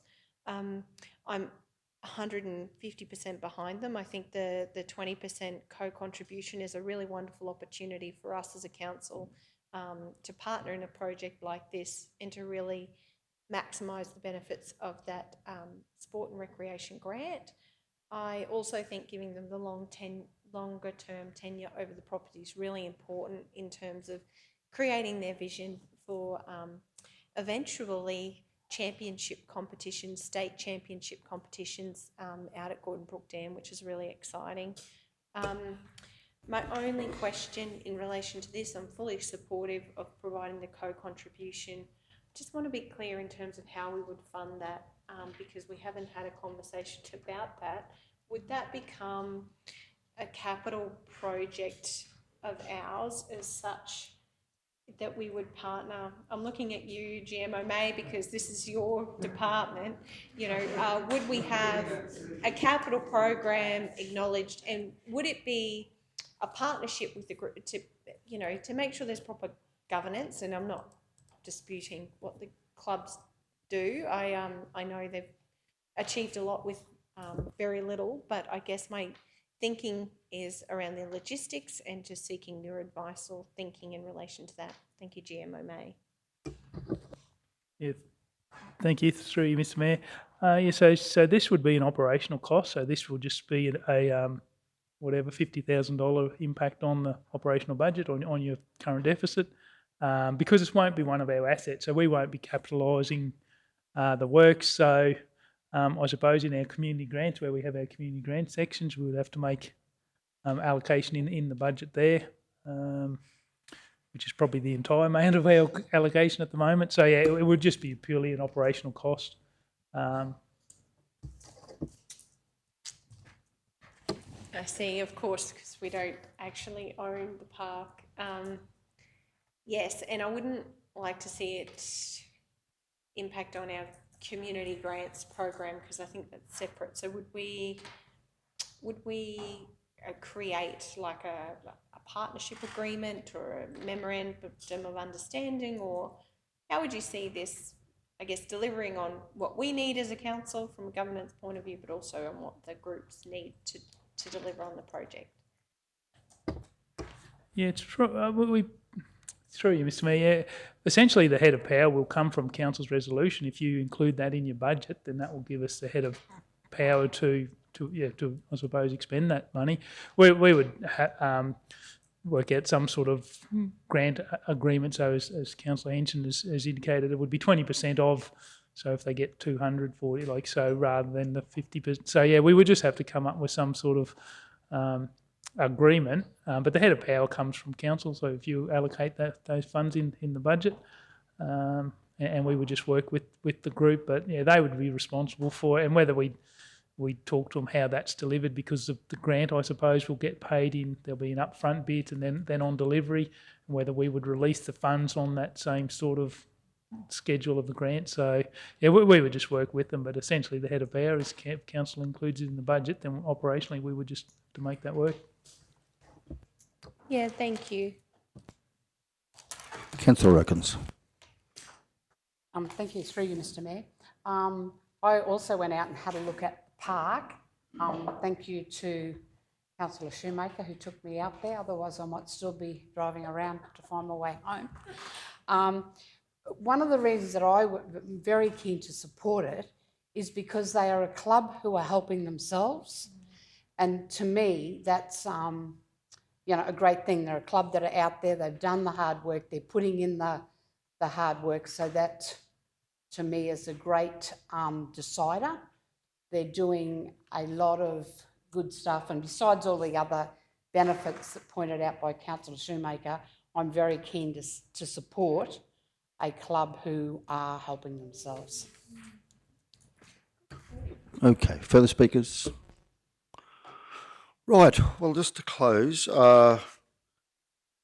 certainly having met with the committee and having a good understanding of what they're trying to achieve there, I was certainly pleased to bring this forward to the committee. And of course, as you've indicated, this has plenty of potential for the development of our regional tourism, adventure tourism, to provide opportunities for our local community to engage in what is very much a growing sport. And of course, we're supporting an organisation, as you've said, who are doing a lot of the hard yards themselves. They're doing the heavy lifting, this group. So I think it is tremendous that if we can support them. And just some information from the Queensland government that they've shared, and that is that that one of the key indicators of success in this particular sport is the variety of trails. Trails of varying difficulty, differing riding experiences, so you can attract a broader demographic and allow people to progress. And this is just part of their master plan, is to develop that variety and I suppose level of difficulty of each of their trails. And some data around the potential for this, because I know there are some in the community that don't see the value in investing in rail trails and mountain biking, but in Queensland alone, in 12 months, 177,000 adults went on a bike riding trip. $350 million was spent on day trips for mountain biking, and $310 million was spent on overnight visitor expenditure in communities where mountain biking events were held. So this is a growing multi-million-dollar sport. Thanks to this club, our community is now at the forefront of it and is leading the way in Queensland with a few other clubs in the development and the progression of the sport. And I think we should be very proud that we've got a group like this who are just so committed and doing great work, and absolutely fully commend this to the committee. Thank you all. Let's go to the vote. Those in favour? Carried unanimously. Thank you. Okay, thank you, Mr. CEO. 6.7 is our Community Development Black Summer Bushfire 22-23 budget. Thank you, General Manager O'May, and we'll go to you if we could. Thank you. Yeah, thanks, Mr. Mayor. Yeah, I'll just introduce and hand over to Manager of Community Lifestyle. We just thought it was a good opportunity to update Council on the Black Summer Bushfire program. This is a 2-year funded project.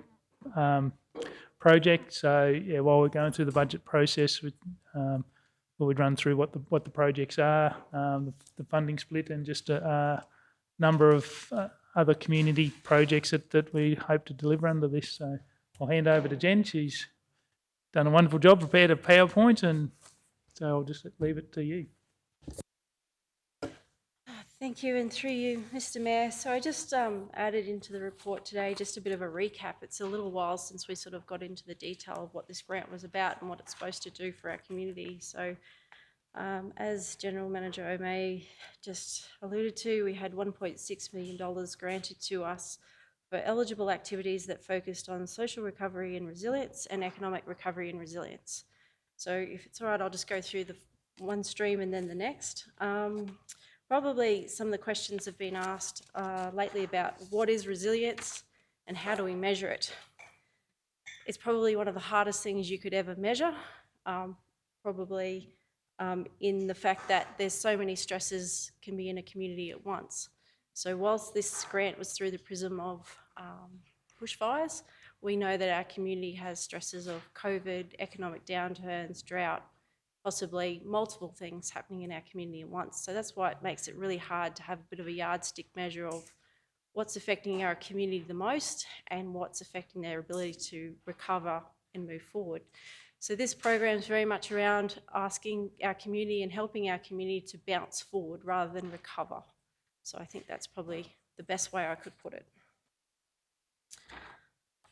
So in the first stream of social recovery, resilience and investment stream, we're looking at the local built small grants program. We're currently in round 2. Round 1 has already closed. We are just waiting on department approval to announce a new closure date for round 2 to the 20th of March 2023, with notification to successful applicants of the 7th of April 2023, and also extending the time in which people can deliver their projects through till Christmas 2023. So round 2, just with the rush for Christmas and people coming in back, into the throes of things in January, just giving them a little bit more time to get their projects in. The team have already delivered the information sessions, but they will be out and about with doing one-on-one appointments with groups when and where they need it. The next project is a My Community Directory. So we're working with our ICT team there to design something either in-house or use basically the My Community platform. And that was a set deliverable in the original grant application to increase information sharing in our community. South Burnett Regional Council's Youth Council, I don't think needs any additional explanation. It's going well. I think nominations closed last week or this week, and they're starting to move into interviews for applicants. The Arts, Culture, Heritage and Advisory Committee has sort of hit the ground running this year already with their first strategic plan meeting. So there's some funding there for that to keep that going, about increasing resilience in our arts community as well. And then we're looking at some professional development for our own staff in-house, looking at increasing our skill sets in community engagement. So as a cohort of people in our community, we can, essentially when we go out to community, ask the right questions, gather the right data consistently, so we're not asking them a good question for no good reason. In the economic recovery and resilience stream, I'm pleased to announce that we do have our new business resilience officer hitting the ground already, doing door-to-door, knocking on doors for the facade improvement program. So round 2 is currently open. It too will be extended to that 20th of March, and therefore allowing businesses more time to apply and also more time to deliver their projects. We're very conscious that the region is short on trades, and it's just about getting trades on site to get those projects delivered. So we're just working with our business community there, both those programs, the Kingaroy and the South Burnett. They'll be offered the same opportunity of extension, and we'll just see what the outcome of round 2 is. The Regional Development Action Plan. So this is about working with business, the advisory committee and community members to essentially prioritise shovel-ready projects, but also start actioning those enablers in that strategy. What does that actually look like? What is that something that we can do right here, right now to get ready for future growth and what comes next for our local economy? The South Burnett Investment Prospectus is going to be a finalised document that basically showcases what's already here and what sort of investment we're wanting in our community going forward. supporting what we've already got to help them grow and expand is always probably the first best step, but then also finding industry that complements that as well to increase our economic outcomes. So just in our general priorities as a team that we're sort of just tagging on because, you know, I don't think they've got enough to do, so we thought we'd come up with a few more things. The Iron Maidens tour is in partnership with Central Queensland University. Councillor Potter's worked very closely with the team. It's about having a arts touring with our neighbouring councils and bringing more consistent arts to our community. The Red Ant Roundup Medical Conference is in March, and it's about supporting GPs from around Australia coming into our community. Working on a homelessness framework for council.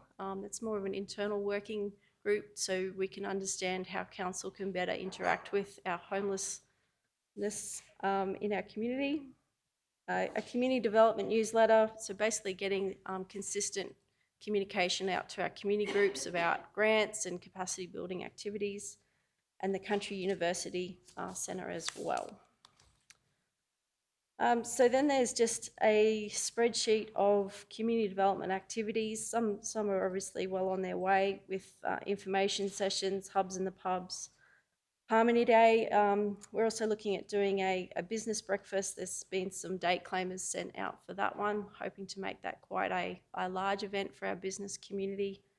I think, yeah, happy to answer any questions with regards to that project list. And then on top of that, supporting the Ringsfield House Advisory Committee and delivering a reconciliation action plan. I think that's it. Thank you. Thank you, Mr. Mayor. Thank you very much, Manager. That's a very comprehensive report. And so, okay, so let's get this one up for discussion. The recommendation is that the committee recommend to council that council receive the proposed 22-23 budget update for the Community Black Summer Bushfire Project and provide guidance for inclusion in the continued preparation of the full South Burnett Regional Council 23-24 annual budget. Do we have a mover? Councillor Shoemaker, a seconder, Councillor Potter. Thank you. Speakers? Councillor Duff.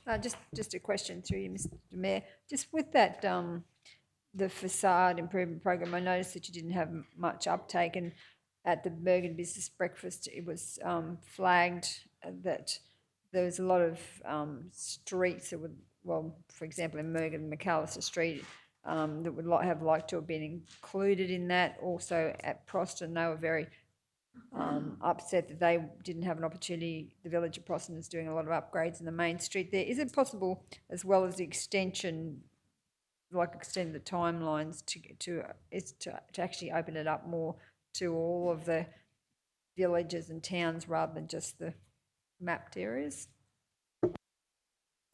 Through you, Mr. Mayor, thank you for the question, Councillor Duff. At this stage, we'd like to see the results of round 2 before preempting any I guess, signalling to community that we may or may not, until we see what applications we have. It's hard to sort of say, yes, we could or couldn't go back. It's something that's been flagged with us as a team, that there is, I guess, encouragement from villages, towns, other townships about that. We just have to be mindful. Under the eligible activities, the guidelines are very specific to say that economic and recovery resilience projects that help the community and not just an individual business to recover from immediate economic impact of the bushfire by boosting employment and industries. So the idea behind the predefined area is about having that overall community impact of a revitalised CBD area, rather than a business, say, sitting out at the industrial estate having a new facade, or a business that, you know, is sort of one out. We would have to go back to our grant funder and say, look, this is what's happening at this grant program. This is what we would like to do. Is it going to meet the eligibility criteria of our grant and our grant agreement? Through you, Mr. Mayor, these businesses, like in Proston, that's their main street. And in Mergen, that McAllister Street is regarded as just an extension of the main street. They're all shopfront type businesses. It's not like going out to the industrial estate. But yeah, so just through you, Mr. Mayor, when was the closing date now of those facade applications? Through you, Mr. Mayor, we're proposing a 20th of March closure date with announcements on the 7th of April.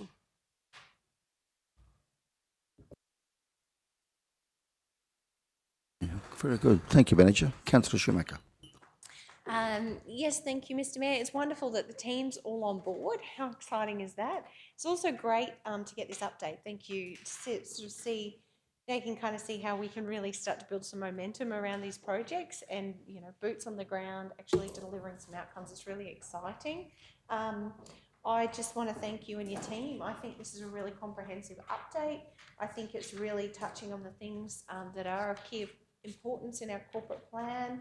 It's really exciting to see some economic and community capacity building activities that our council's able to run by leveraging that federal funding. So this isn't ratepayer dollars, this is federal government money that we're investing in outcomes in our region, which is really exciting. I just want to thank the team. I know they've been working very hard pounding the pavement.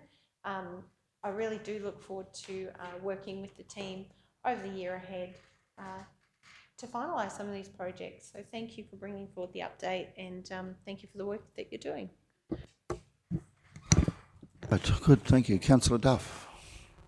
I'd like to see us just keen to seek the support of the committee here, but to see us actually, because I know that there's not a lot of uptake with that facade improvement program. I know that there's businesses now that are trying to make decisions around doing their shop fronts, but they're not eligible, that we actually close the timelines, like close this round earlier and seek to go back to the government and see if we can change the mapped areas and scope it out, because I'm conscious of the fact that by the time you go through to March and then assess it in April, that there's a lot of businesses that are wanting to move on these things now, and they're very, very frustrated that they can't actually be part of this project. So I'd like to see the timelines of this, like the closing date brought like sooner rather than later, and that we look at opening it up to the other mapped areas. I'll just do the check there. I'll just go to Councillor Erkins. Yeah, you've got a lot. Come back to you, Councillor Duff. Oh, sorry. I think I may have a conflict of interest having a business in the main business area, so I might leave. Yeah, look, we seem to have sort of turned this conversation about the facade now, haven't we? Which is only one element of this, and I'm feeling uncomfortable too. I mean, we've got a business over here that's probably inside the zone that we could potentially apply. So if we're going to talk about the facade, Mr. CEO, I'd like to leave the room as well. Happy to be involved in the discussion for the broader Black Summer program, but not this facade element. So, sorry, just through you, Mr. Mayor, well, perhaps we could just, I'm happy to just leave this so everyone can remain in the room and then maybe move the motion after. Okay, well, can we discuss this and certainly not include any discussions in relation to the facade until Councillor Erkins and myself leave the room? That would be great. Thank you. Mr. CEO, your thoughts? I was just counting councillors. Yeah, we'd have 4 left. So yeah. So if we could deal, this is presentation to give guidance. So if you wish to deal with the one that's on the table first, so it's not a decision about the facade program as such. Actually, there is really no decision as far as, but just an information report on the programs that are there. So yes, if we would like to deal with this one first, and the facade program has been anyway. Yeah, we'll leave that alone. Yeah. Mr. CEO, are you comfortable with Councillor Erkins and I staying in the room in relation to receiving this report? For the receipt for information, yeah. As I said, Mayor, that's the slides are an information part 2. So that's not the bit you're receiving. Okay. It's the grant program. Report. Yeah. Right. Yep. Okay. Right. Very good. Councillor Potter.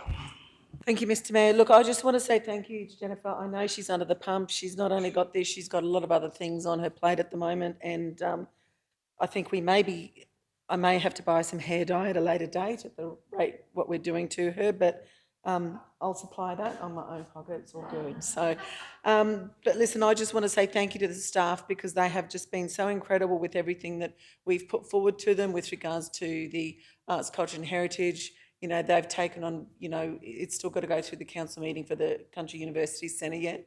But, you know, and I think just everything they're doing in the arts and all these different sectors that they're working within the businesses and that, I just want to say thank you very much and thank you to you and your staff and Peter and everyone else in that team. Yes, thank you, Councillor Potter. Here. And of course, it's a very multi-dimensional, diverse program, isn't it? Cuts across so many areas. And I'm very keen and you know, buoyed to see that there's a focus in there on our First Nations people. Because what we do see in this day and age is that government are still stuck in the mud thinking that all engagement with First Nations people should happen through traditional First Nations communities. So, for example, in the South Burnett, if they want to know what's happening in the South Burnett, they go to Cherbourg. But the reality is that we have a growing population of First Nations people outside of Cherbourg. Here in Kingaroy alone, we've got a lot of First Nations families moving into our community. We've got some 145 First Nations students at the Kingaroy High School alone.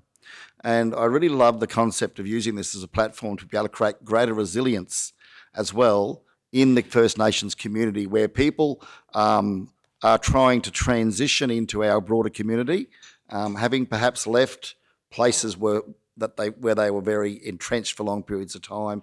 And that support network to allow our First Nations people to transition into, you know, Kingaroy's like community is really, really important to them in the first couple of years as they go through that process of making a new life for themselves. So I'd like to also congratulate you on bringing that in as part of that reconciliation program. So, yeah, thank you.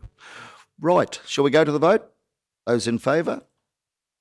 Carried unanimously. Thank you all.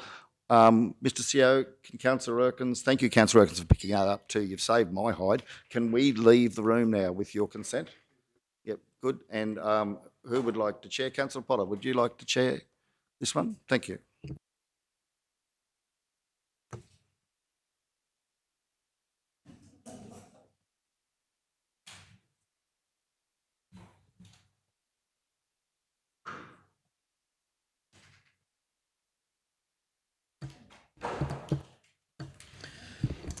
Okay, thank you very much. Councillor Duff, I believe you have. So I'd like to move that we close the funding round. Just point of clarification through to Manager Jennifer. When was it to be closed?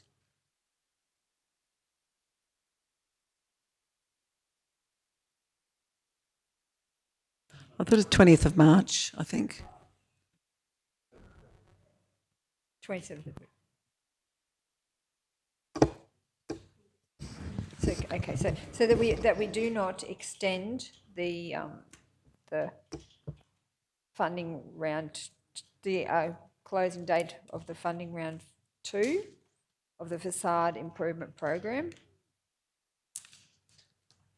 That we go back to the funding source to request opening the program up to shop fronts in towns and villages.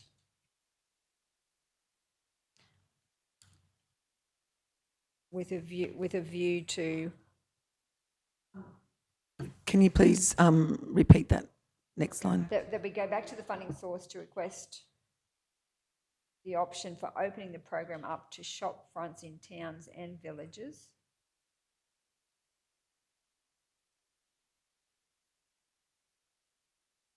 With a view to opening up a round 3.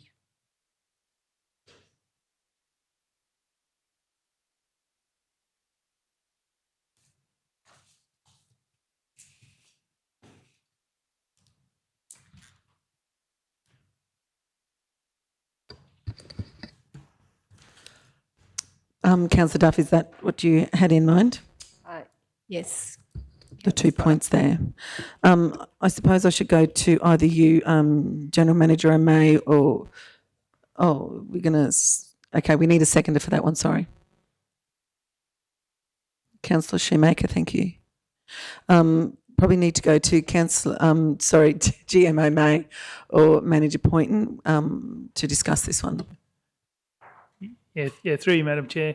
So this one, so we did have an original closing date of the 27th of February for this one. We have had through a number of queries from businesses wanting a little bit extra time to put their application in. So that's where we have extended and operationally approved the extension of that program to the 20th of March, basically trying to facilitate allowing people to get applications in. I'd be really concerned, and we have gone back and told people we're extending the program to allow people to complete the application. I'd be really concerned about bringing that forward again now, and we could be disadvantaging people who are trying to get applications in because they're trying to get quotes. People are struggling to get quotes for their upgrades and that sort of thing. So giving that extra time, I think certainly, so I'd be keen for it to stay where it is, but we could follow up if we get an undersubscription in the program, basically look then quickly, because we have got another, like March, there'll be another 15 months for the project to be delivered. So it's this financial year and next financial year. So I think for the sake of trying to close like a 2 or 3 weeks, we could end up sort of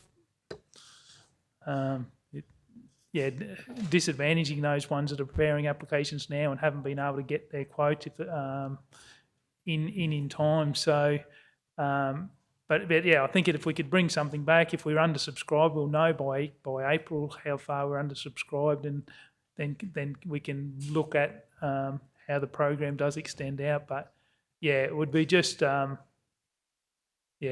be sort of urging council not to bring that closing date forward. I think certainly look at a new program, but yeah, we have made that commitment to people already that we would be looking at extending that to allow those applications to be properly made. Otherwise, we'll end up with a heap of poorly made applications without quotes. Thank you, GMMA. Councillor Shoemaker? Thank you. I'd like to propose an amendment to the motion that the committee recommends to council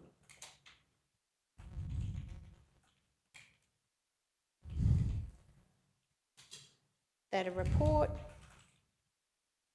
be brought back to the May Standing Committee meeting.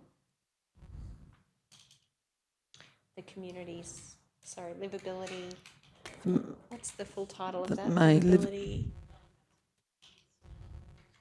governance, livability, I get them all around the wrong way. We put all the words together, governance, livability and finance. Standing Committee meeting.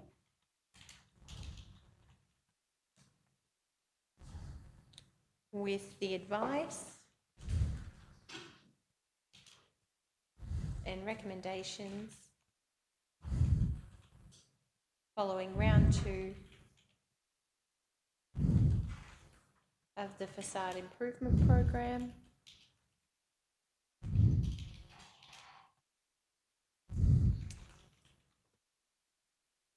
Maybe full stop. And, the report, sorry, Kim.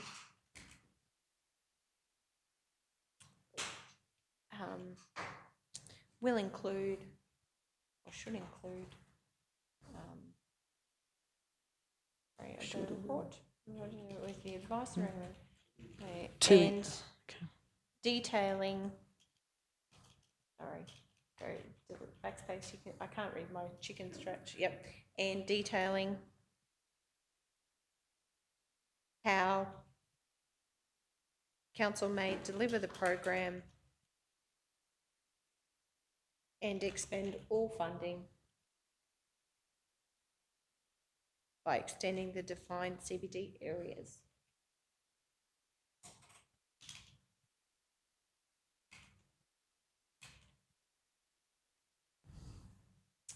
Thank you, Kim. I just seek CEO Mark's advice to make sure I haven't messed that up, and seek a seconder. Would that include the villages, as Councillor Duff is wanting? Yes. basically in the defined CBD areas and across the South Burnett region.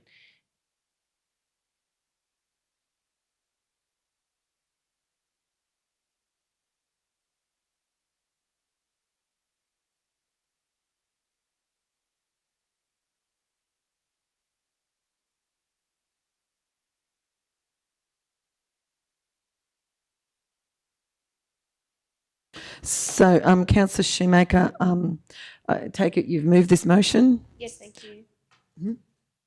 and you've moved this amendment, sorry. So do I have a seconder for this amendment? Councillor Duff, sorry. Yep, Councillor Duff, thank you. Thank you, Councillor Potter.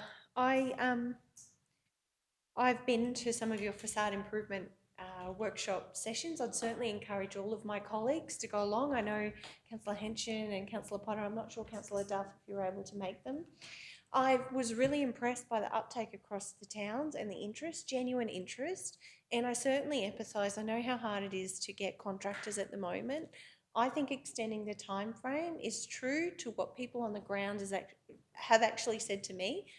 They're very interested in delivering on this program and getting the facade improvement funds and getting the work done, but they're all struggling to get quotes. And I do think we genuinely need to listen to our staff and our community and allow that extra time so that people have got a really good shot and opportunity at actually getting this funding. I too would like to see that bigger picture outcome. The facade improvement program was about improving the way our towns look and feel. It was about helping and enabling businesses that had been doing it tough to actually put some new energy into their shop fronts and some pride back into our streets. And it was about enabling local trades to actually maximise those opportunities for work. So I really think we need to stay true to the vision that we created to really have a meaningful impact. We want to target those areas in the CBD first, but I absolutely agree and recognise there's opportunity, there's funding there, we need to expend it. There's opportunity to look beyond those defined areas. However, we really do need to engage with the funding body about that, and I'd be nervous about making any decisions until we had done that. I'm really excited about this program. I trust that the staff, they're on the ground, they're listening to the people, they're doing everything they can to help them fill in those applications. And I guess just a plug to anybody out there thinking about this program, please contact our office. We've got amazing people who will actually sit with you and help you fill in the application if you're having any trouble. And they're doing a stellar job. I would really encourage people to maximise this opportunity. I've been in business for 14 years and never once has the government said, here's a grant to do something that will help you build up the capacity of your business. This is a really exciting opportunity. Time and time again, when I was campaigning, people said to me, our towns look tired. This is a real opportunity to make a real positive change. So I'm really excited. I thank the staff for being flexible in their approach and really working with business, listening to them and meeting their needs. Thank you so much. I fully commend this motion to the chamber. Thank you very much, Councillor Shoemaker. Can I probably just go to GMMA? Can you see this is doable, GMMA? Oh, yeah, through you. Yeah, that should be fine. Get a report back for the May standing committee. And as we said, we'll know where we sit then with the current round of applications. So, and in the meantime, we can have those discussions and thoughts about the future because we'll get a feel of what is happening. So, okay, that's great. Okay, if there's no further discussions, we might vote on. Oh, sorry, I didn't see the light. Sorry, Councillor Duff. Thank you, Councillor Potter. Yep. So I just think we need to change that to end villages because I know there was concern raised at the business breakfast about if you just made it open to all businesses, it could be farm businesses as well. Just need to put villages in there. And yeah, happy to support the amendment. I just wanted to flag the fact that I thought that it was unfair that shops like, just for example, Mergen Fruit Mart in just because it's in McAllister Street, Clifton Motors, all those ones that are actually still part of that, what they consider as part of that Mergen shop front area, were not included. And also, like the village of Proston, they were so excited to think that they're actually doing up all of 7 shops, and they were just really, upset when they thought, oh, this is an opportunity, and they couldn't be part of it. So just really keen just flag that, to be more inclusive and happy with the big picture. Thank you. Thank you very much. Councillor Shoemaker. Just a question. I'm pretty sure our council actually laid out the defined areas, adopted the criteria and the eligibility framework. That was actually a decision of council. So I just want to be clear. I don't think it's actually fair to put that burden on our staff. I do think we made that decision as a council to really target those CBD areas in the first instance, always in my mind with that vision that we would look to expand if we could. So I really do encourage people to apply and to be mindful that we laid out that eligibility. That was our council's decision. Sorry, I think I need to actually go out because I actually supported the Proston Villages with funding, so maybe I've got a conflict of interest. Sorry, I just thought of that then. We'll hand over to CEO Mark. All right, debate. That means we're closed. Yeah, debate. if councillor, if you step out, But that's it. No more debate. no. Well, that's if the councillor just steps out for the minute, then so if she's comfortable, and then we can talk about process. Okay. Back in. Well, possibly. Yeah. Yeah. So we've just lost quorum. Early mark for this afternoon. Yeah, that sounds great. Let's go. So now that we've ended up in this, we would need to, and I had it here this morning with me. So basically, my suggestion would be to adjourn the debate on it, and then we can seek some advice and come back to it. If the councillors wish to come back in, well, then you can consider their conflict and can they maintain it, which is fine. But also if the councillors choose not to come back, we can't make them. So it's probably just, given where we've been with other ones of these, it's probably just easier to adjourn and leave it lay on the procedural resolution, to leave it lay on the table, which we can do. And we can then, do that. Yeah, and then or delegate it to the CEO, or there's procedural resolutions they can be invited back into. So if we do the procedural resolution, leave it lay on the table, and then we can get advice as to why and how we progress with it from there.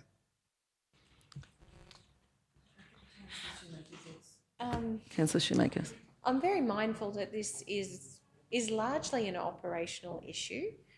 We've laid out the framework, we attracted the funding, we made a decision about the vision and how people could access the funding. CEO Mark, I'm really wondering about, I guess, the relevance of this. I think this would have occurred whether we'd had this debate or not. I just purely put the amendment up because I did not want to see us mess with a really good program and a really good thing. So I guess seeking your advice, like I'm happy to move a procedural motion to adjourn, or to be honest, to delegate it to yourself and your team, because it really is a matter that I think lies with you. If you could just bear with me for 2 minutes, councillors, I'll just go and grab my trusty bit of paper. Thank you. Right.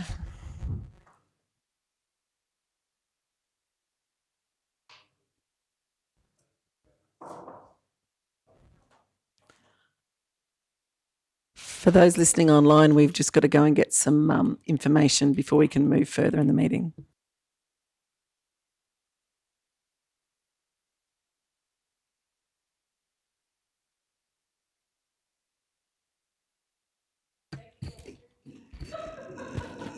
Yeah.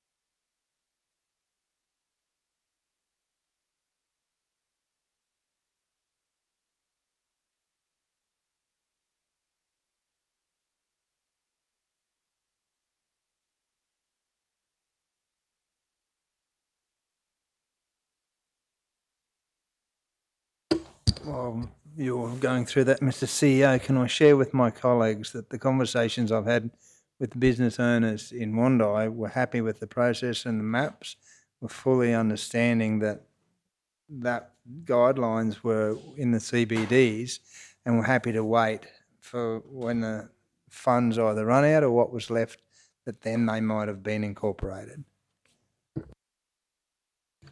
Okay, so the options are to delegate consideration of the matter, decide by resolution to defer to later meeting, or decide by resolution not to decide the matter and take no further action.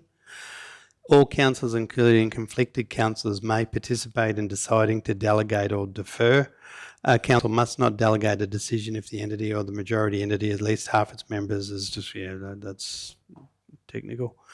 Matter cannot be delegated, if the matter cannot be delegated under the Acts, so the matter can be delegated. So the question is whether you wish to delegate the matter or defer the matter or decide the matter and not to decide the matter and take no further action. Councillor Shoemaker. I'd like to move that we not decide the matter and take no further action. Have I got that wording correct? So decide by resolution not to decide the matter and take no further action in relation to the matter. All councillors, including the conflicted councillors, may participate in deciding to delegate or defer, so they are unable to participate in this third dot point by the way that reads. So the first two courses of action are delegate or decide by resolution to defer. Decide by resolution not to decide, so all councillors, including conflicted councillors, may participate in deciding to delegate or defer. So it is this group that will decide not to take any further action, so you three. So us three can decide to take no further action. Yep.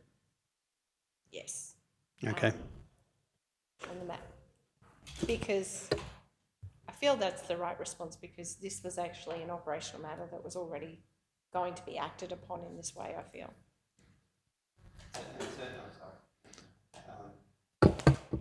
Sorry, and certainly councillors listening to the intent of the conversation and the spirit of it will have a look operationally at what we can do and where it goes. So I think Peter's nodding furiously and yep. So we'd need a seconder and then a vote, Chair. Okay, seconder, Councillor Henshin, thank you very much. We don't speak to this one, so do we? Let's just vote on the matter. So those in favour? Carried unanimously by three of us.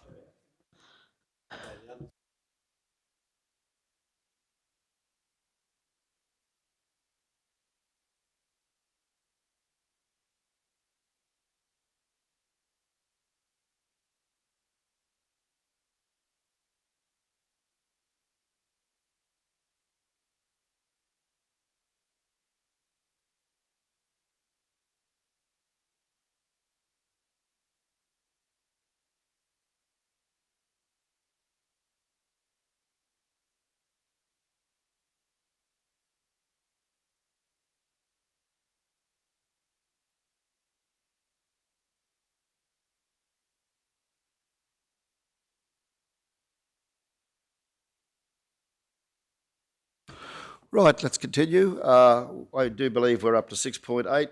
Councillor salary increase from 1 July 23 at page 264. Mr. CEO, are you happy to introduce this one for us? Yep. I was just still making notes. Sorry, thank you. I won't talk to it a lot. Just every year the tribunal, which is independent of all elected councillors, brings down a decision. It's brought it down again. It takes effect from 1st of July, and I'm trying to find the right page. The reason that there's two recommendations, if council chooses, and certainly last year council decided by majority vote not to accept the rise and take amount lower.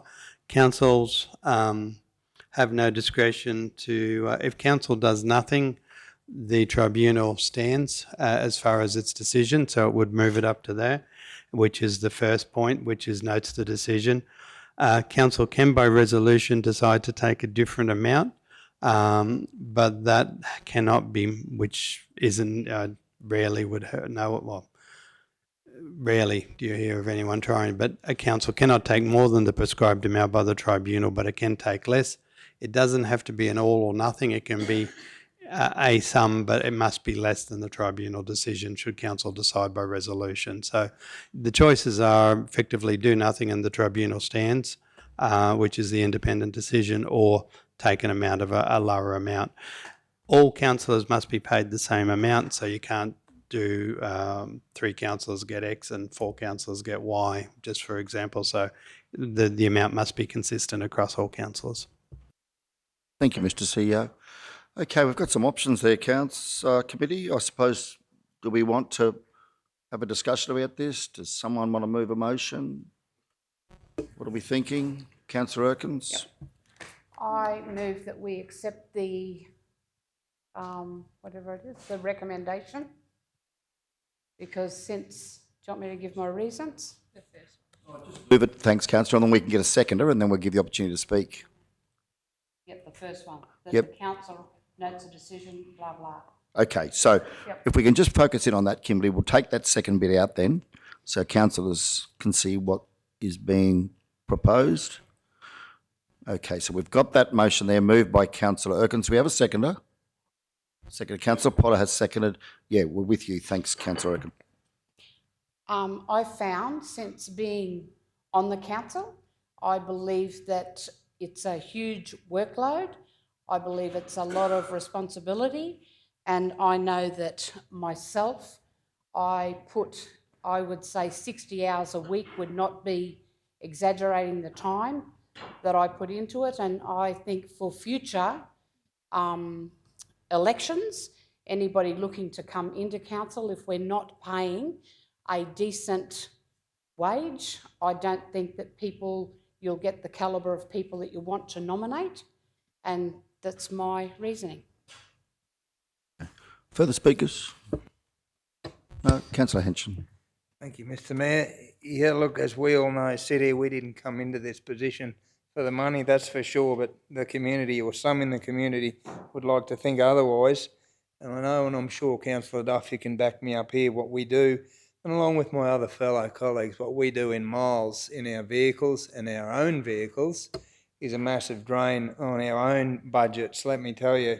And I'm happy to do that because that's why we do this job. And I can certainly understand Councillor Erkins, and you're relatively new into it, like Councillor Shoemaker and myself and the Mayor were when we first started some 3 years ago.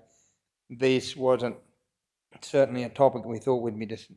And the way things have gone, I mean, fuel prices when we came in alone, I mean, you know, I'm happy to do what I do and I love to drive the miles that I drive, but I put $300+ in my car every week, and tyres and commitments, which I don't think people realise just what, and we all do. The Mayor, Councillor Duff and yourself, Kirsty, and Jane, and I applaud you for being new to the council, for how you've embraced it and you've gone to, and you've seen yourself firsthand just exactly what we do. You say 60 hours a week. I can assure the community out there, I would guarantee you do more than that, along with every other councillor and certainly our staff and managers here. It's a curly one. You know, we all know standing here what the community, or some in the community, are going to think with that. If we didn't want to do anything with this and we left it in other people's hands, I think they might be surprised what comes back. So I'm happy to go with what this chamber recommends today. I'm certainly happy doing what I do for the community here to the best of my ability. But the costs that we incur and the toll it takes on your family and your time, personal time, is a massive drain. So I commend everyone for doing what they're doing in here. Councillor Shoemaker. Thank you, Mr. Mayor. I've thought carefully about this one as well. Of course, never. I think this is the most bizarre system, honestly, where councillors actually have to endorse their wages. I wholeheartedly advocate to the state government for change in this regard, because this makes such a difficult decision in the community in which you live in. And when you know costs of living are increasing for everybody, and you know what we know about how difficult it is to manage the budget, you know, I hate making this decision. I absolutely do. And I absolutely think I still feel quite ripped off that the first council meeting that I ever sat in here, I had to determine whether I could claim travel allowance or how much I might claim on a meal, and then was criticised in the community, as were all of you, over what you may claim.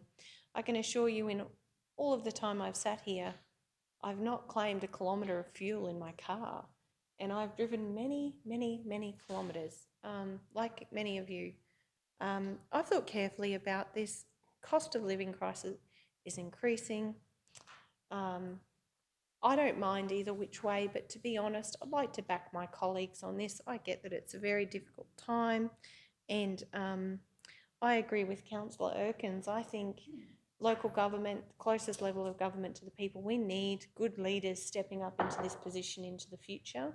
We need people who are actually who have the passion and the commitment and the knowledge to do this role and to do it well. And you need to be properly compensated for such. And to be honest, when I share my annual salary with my friends and people that I used to work with, I can tell you I've had some giant laughs about that, because many people say, wow, you do all that work for that much money. And we all say, well, we never do it for the money. It's got nothing to do with the money. You do it for love. You do it for love for your community. I will dispute, debate and argue any argument in the community in that regard. I recognise times are tough for everybody, and I would like to back my team in relation to this. I think you all do an incredible job. You donate so much of your salaries back in raffle tickets and tickets to events and activities, and I really do feel, and to charities and supporting community, I feel we've not increased, we've not taken the increase before, and I feel we'd be setting up the next council also for failure, because the reality is you would be hit with those increases all in 1 year. And I'm fully supportive of my colleagues on this one. Thank you, Mr. Mayor. Further speakers? No. Just a question, Mr. CEO. What is the amount of the increase in dollar and percentage terms for each of these three categories? Do we have what the current salary is, so we can do that calculation? I can tell you, Mr. Mayor, it's on the tribunal releases it. So if we go to page 265, it shows the 3 different years in the table. Last year's increment was a 2% increment, which council did not take, and this year was a 4% increment. When the tribunal makes a decision, it's a decision of this point as of 1st of July, and that's why it's not an all or nothing. If council doesn't choose to, or if council chooses to do something different, it can be a different percentage. But yeah, so it would move. If council just notes the report and takes no other action, it would move the full percentage, 6%, to the current tribunal ruling. So because we didn't take the 2% last year, and the tribunal is saying 4% this year, we'd basically be taking the 6% leap over the 2 years. Over the 2 years, yeah, Right. and that's it's over 2 years. So.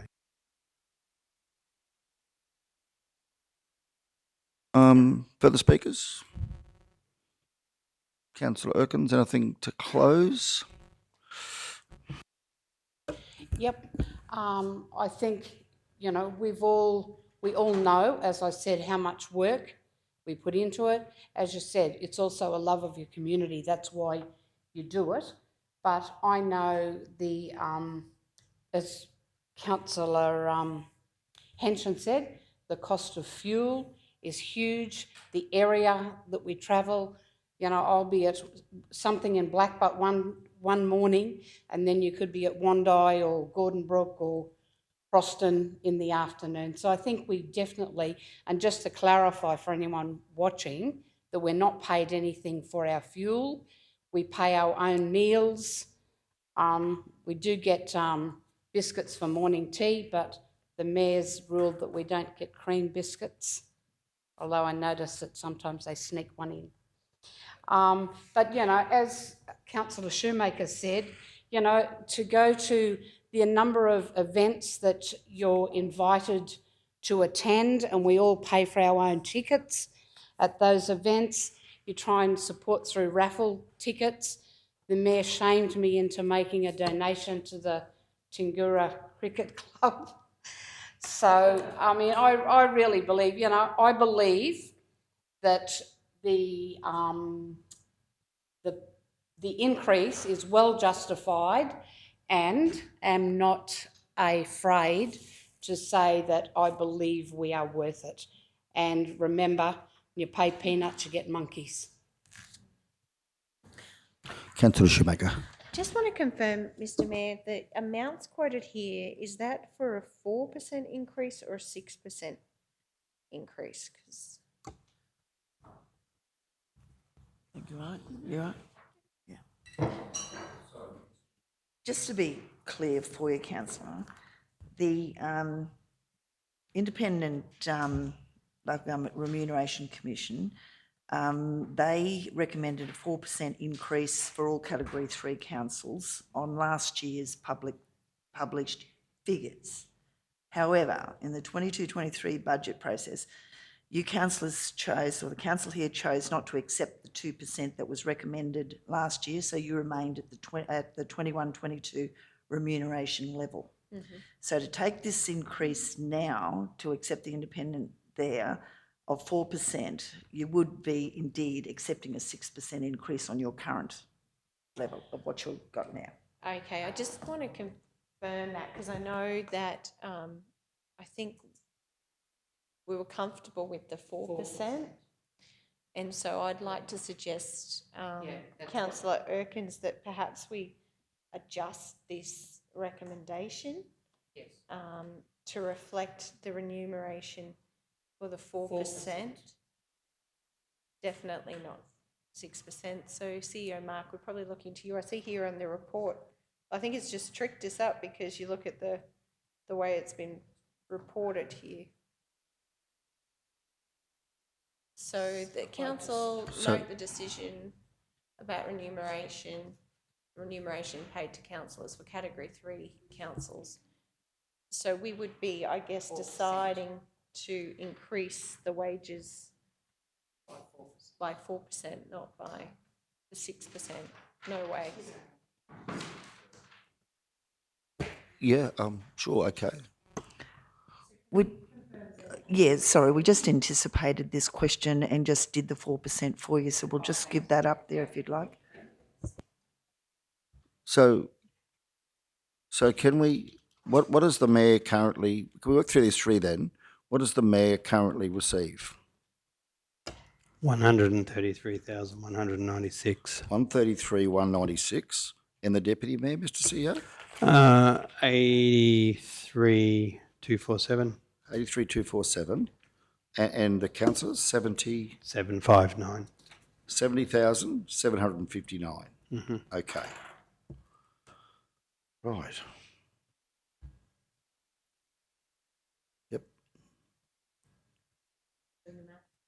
Yeah, I just am, I don't want to get this wrong. You're checking them.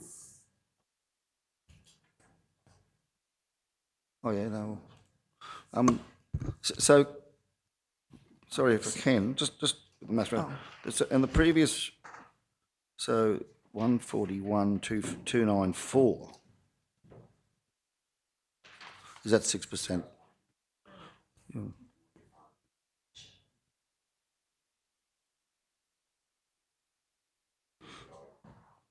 Yeah, it is, yeah. So that's 6%. Okay, all right, yep. So they're the 4% values we've got there, General Manager. Yep. So can we change that wording to? You'll need to change the wording then yeah, to basically the second wording, which is that blah, blah, blah, and advises the Commission the Council wishes to accept an amount lower than the maximum remuneration payable. Yeah. So. Can you renew it? If Councillor Erkins, Yeah, that's right. you're happy to move that? Yes. To make that your motion. Councillor Potter, you happy to accept that, second Yes, that? Mr Mayor. Try and make this process as easy as possible. Okay. The council note. And does it say 4% in there somewhere? Did you want to put the 4% figure in for public disclosure?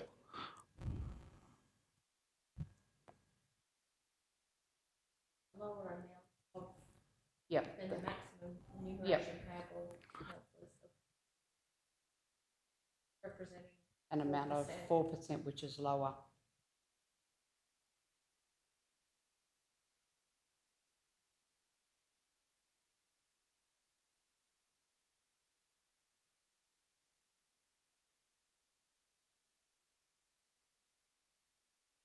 So, yeah, letting our community know that we didn't take the full increase that was recommended. Thank you. Okay. Any further speakers to the motion as it now stands? Okay, nothing to close. Councillor Erkins, did you want closing comments? No? We comfortable to go to the vote, Mr CEO? All above board?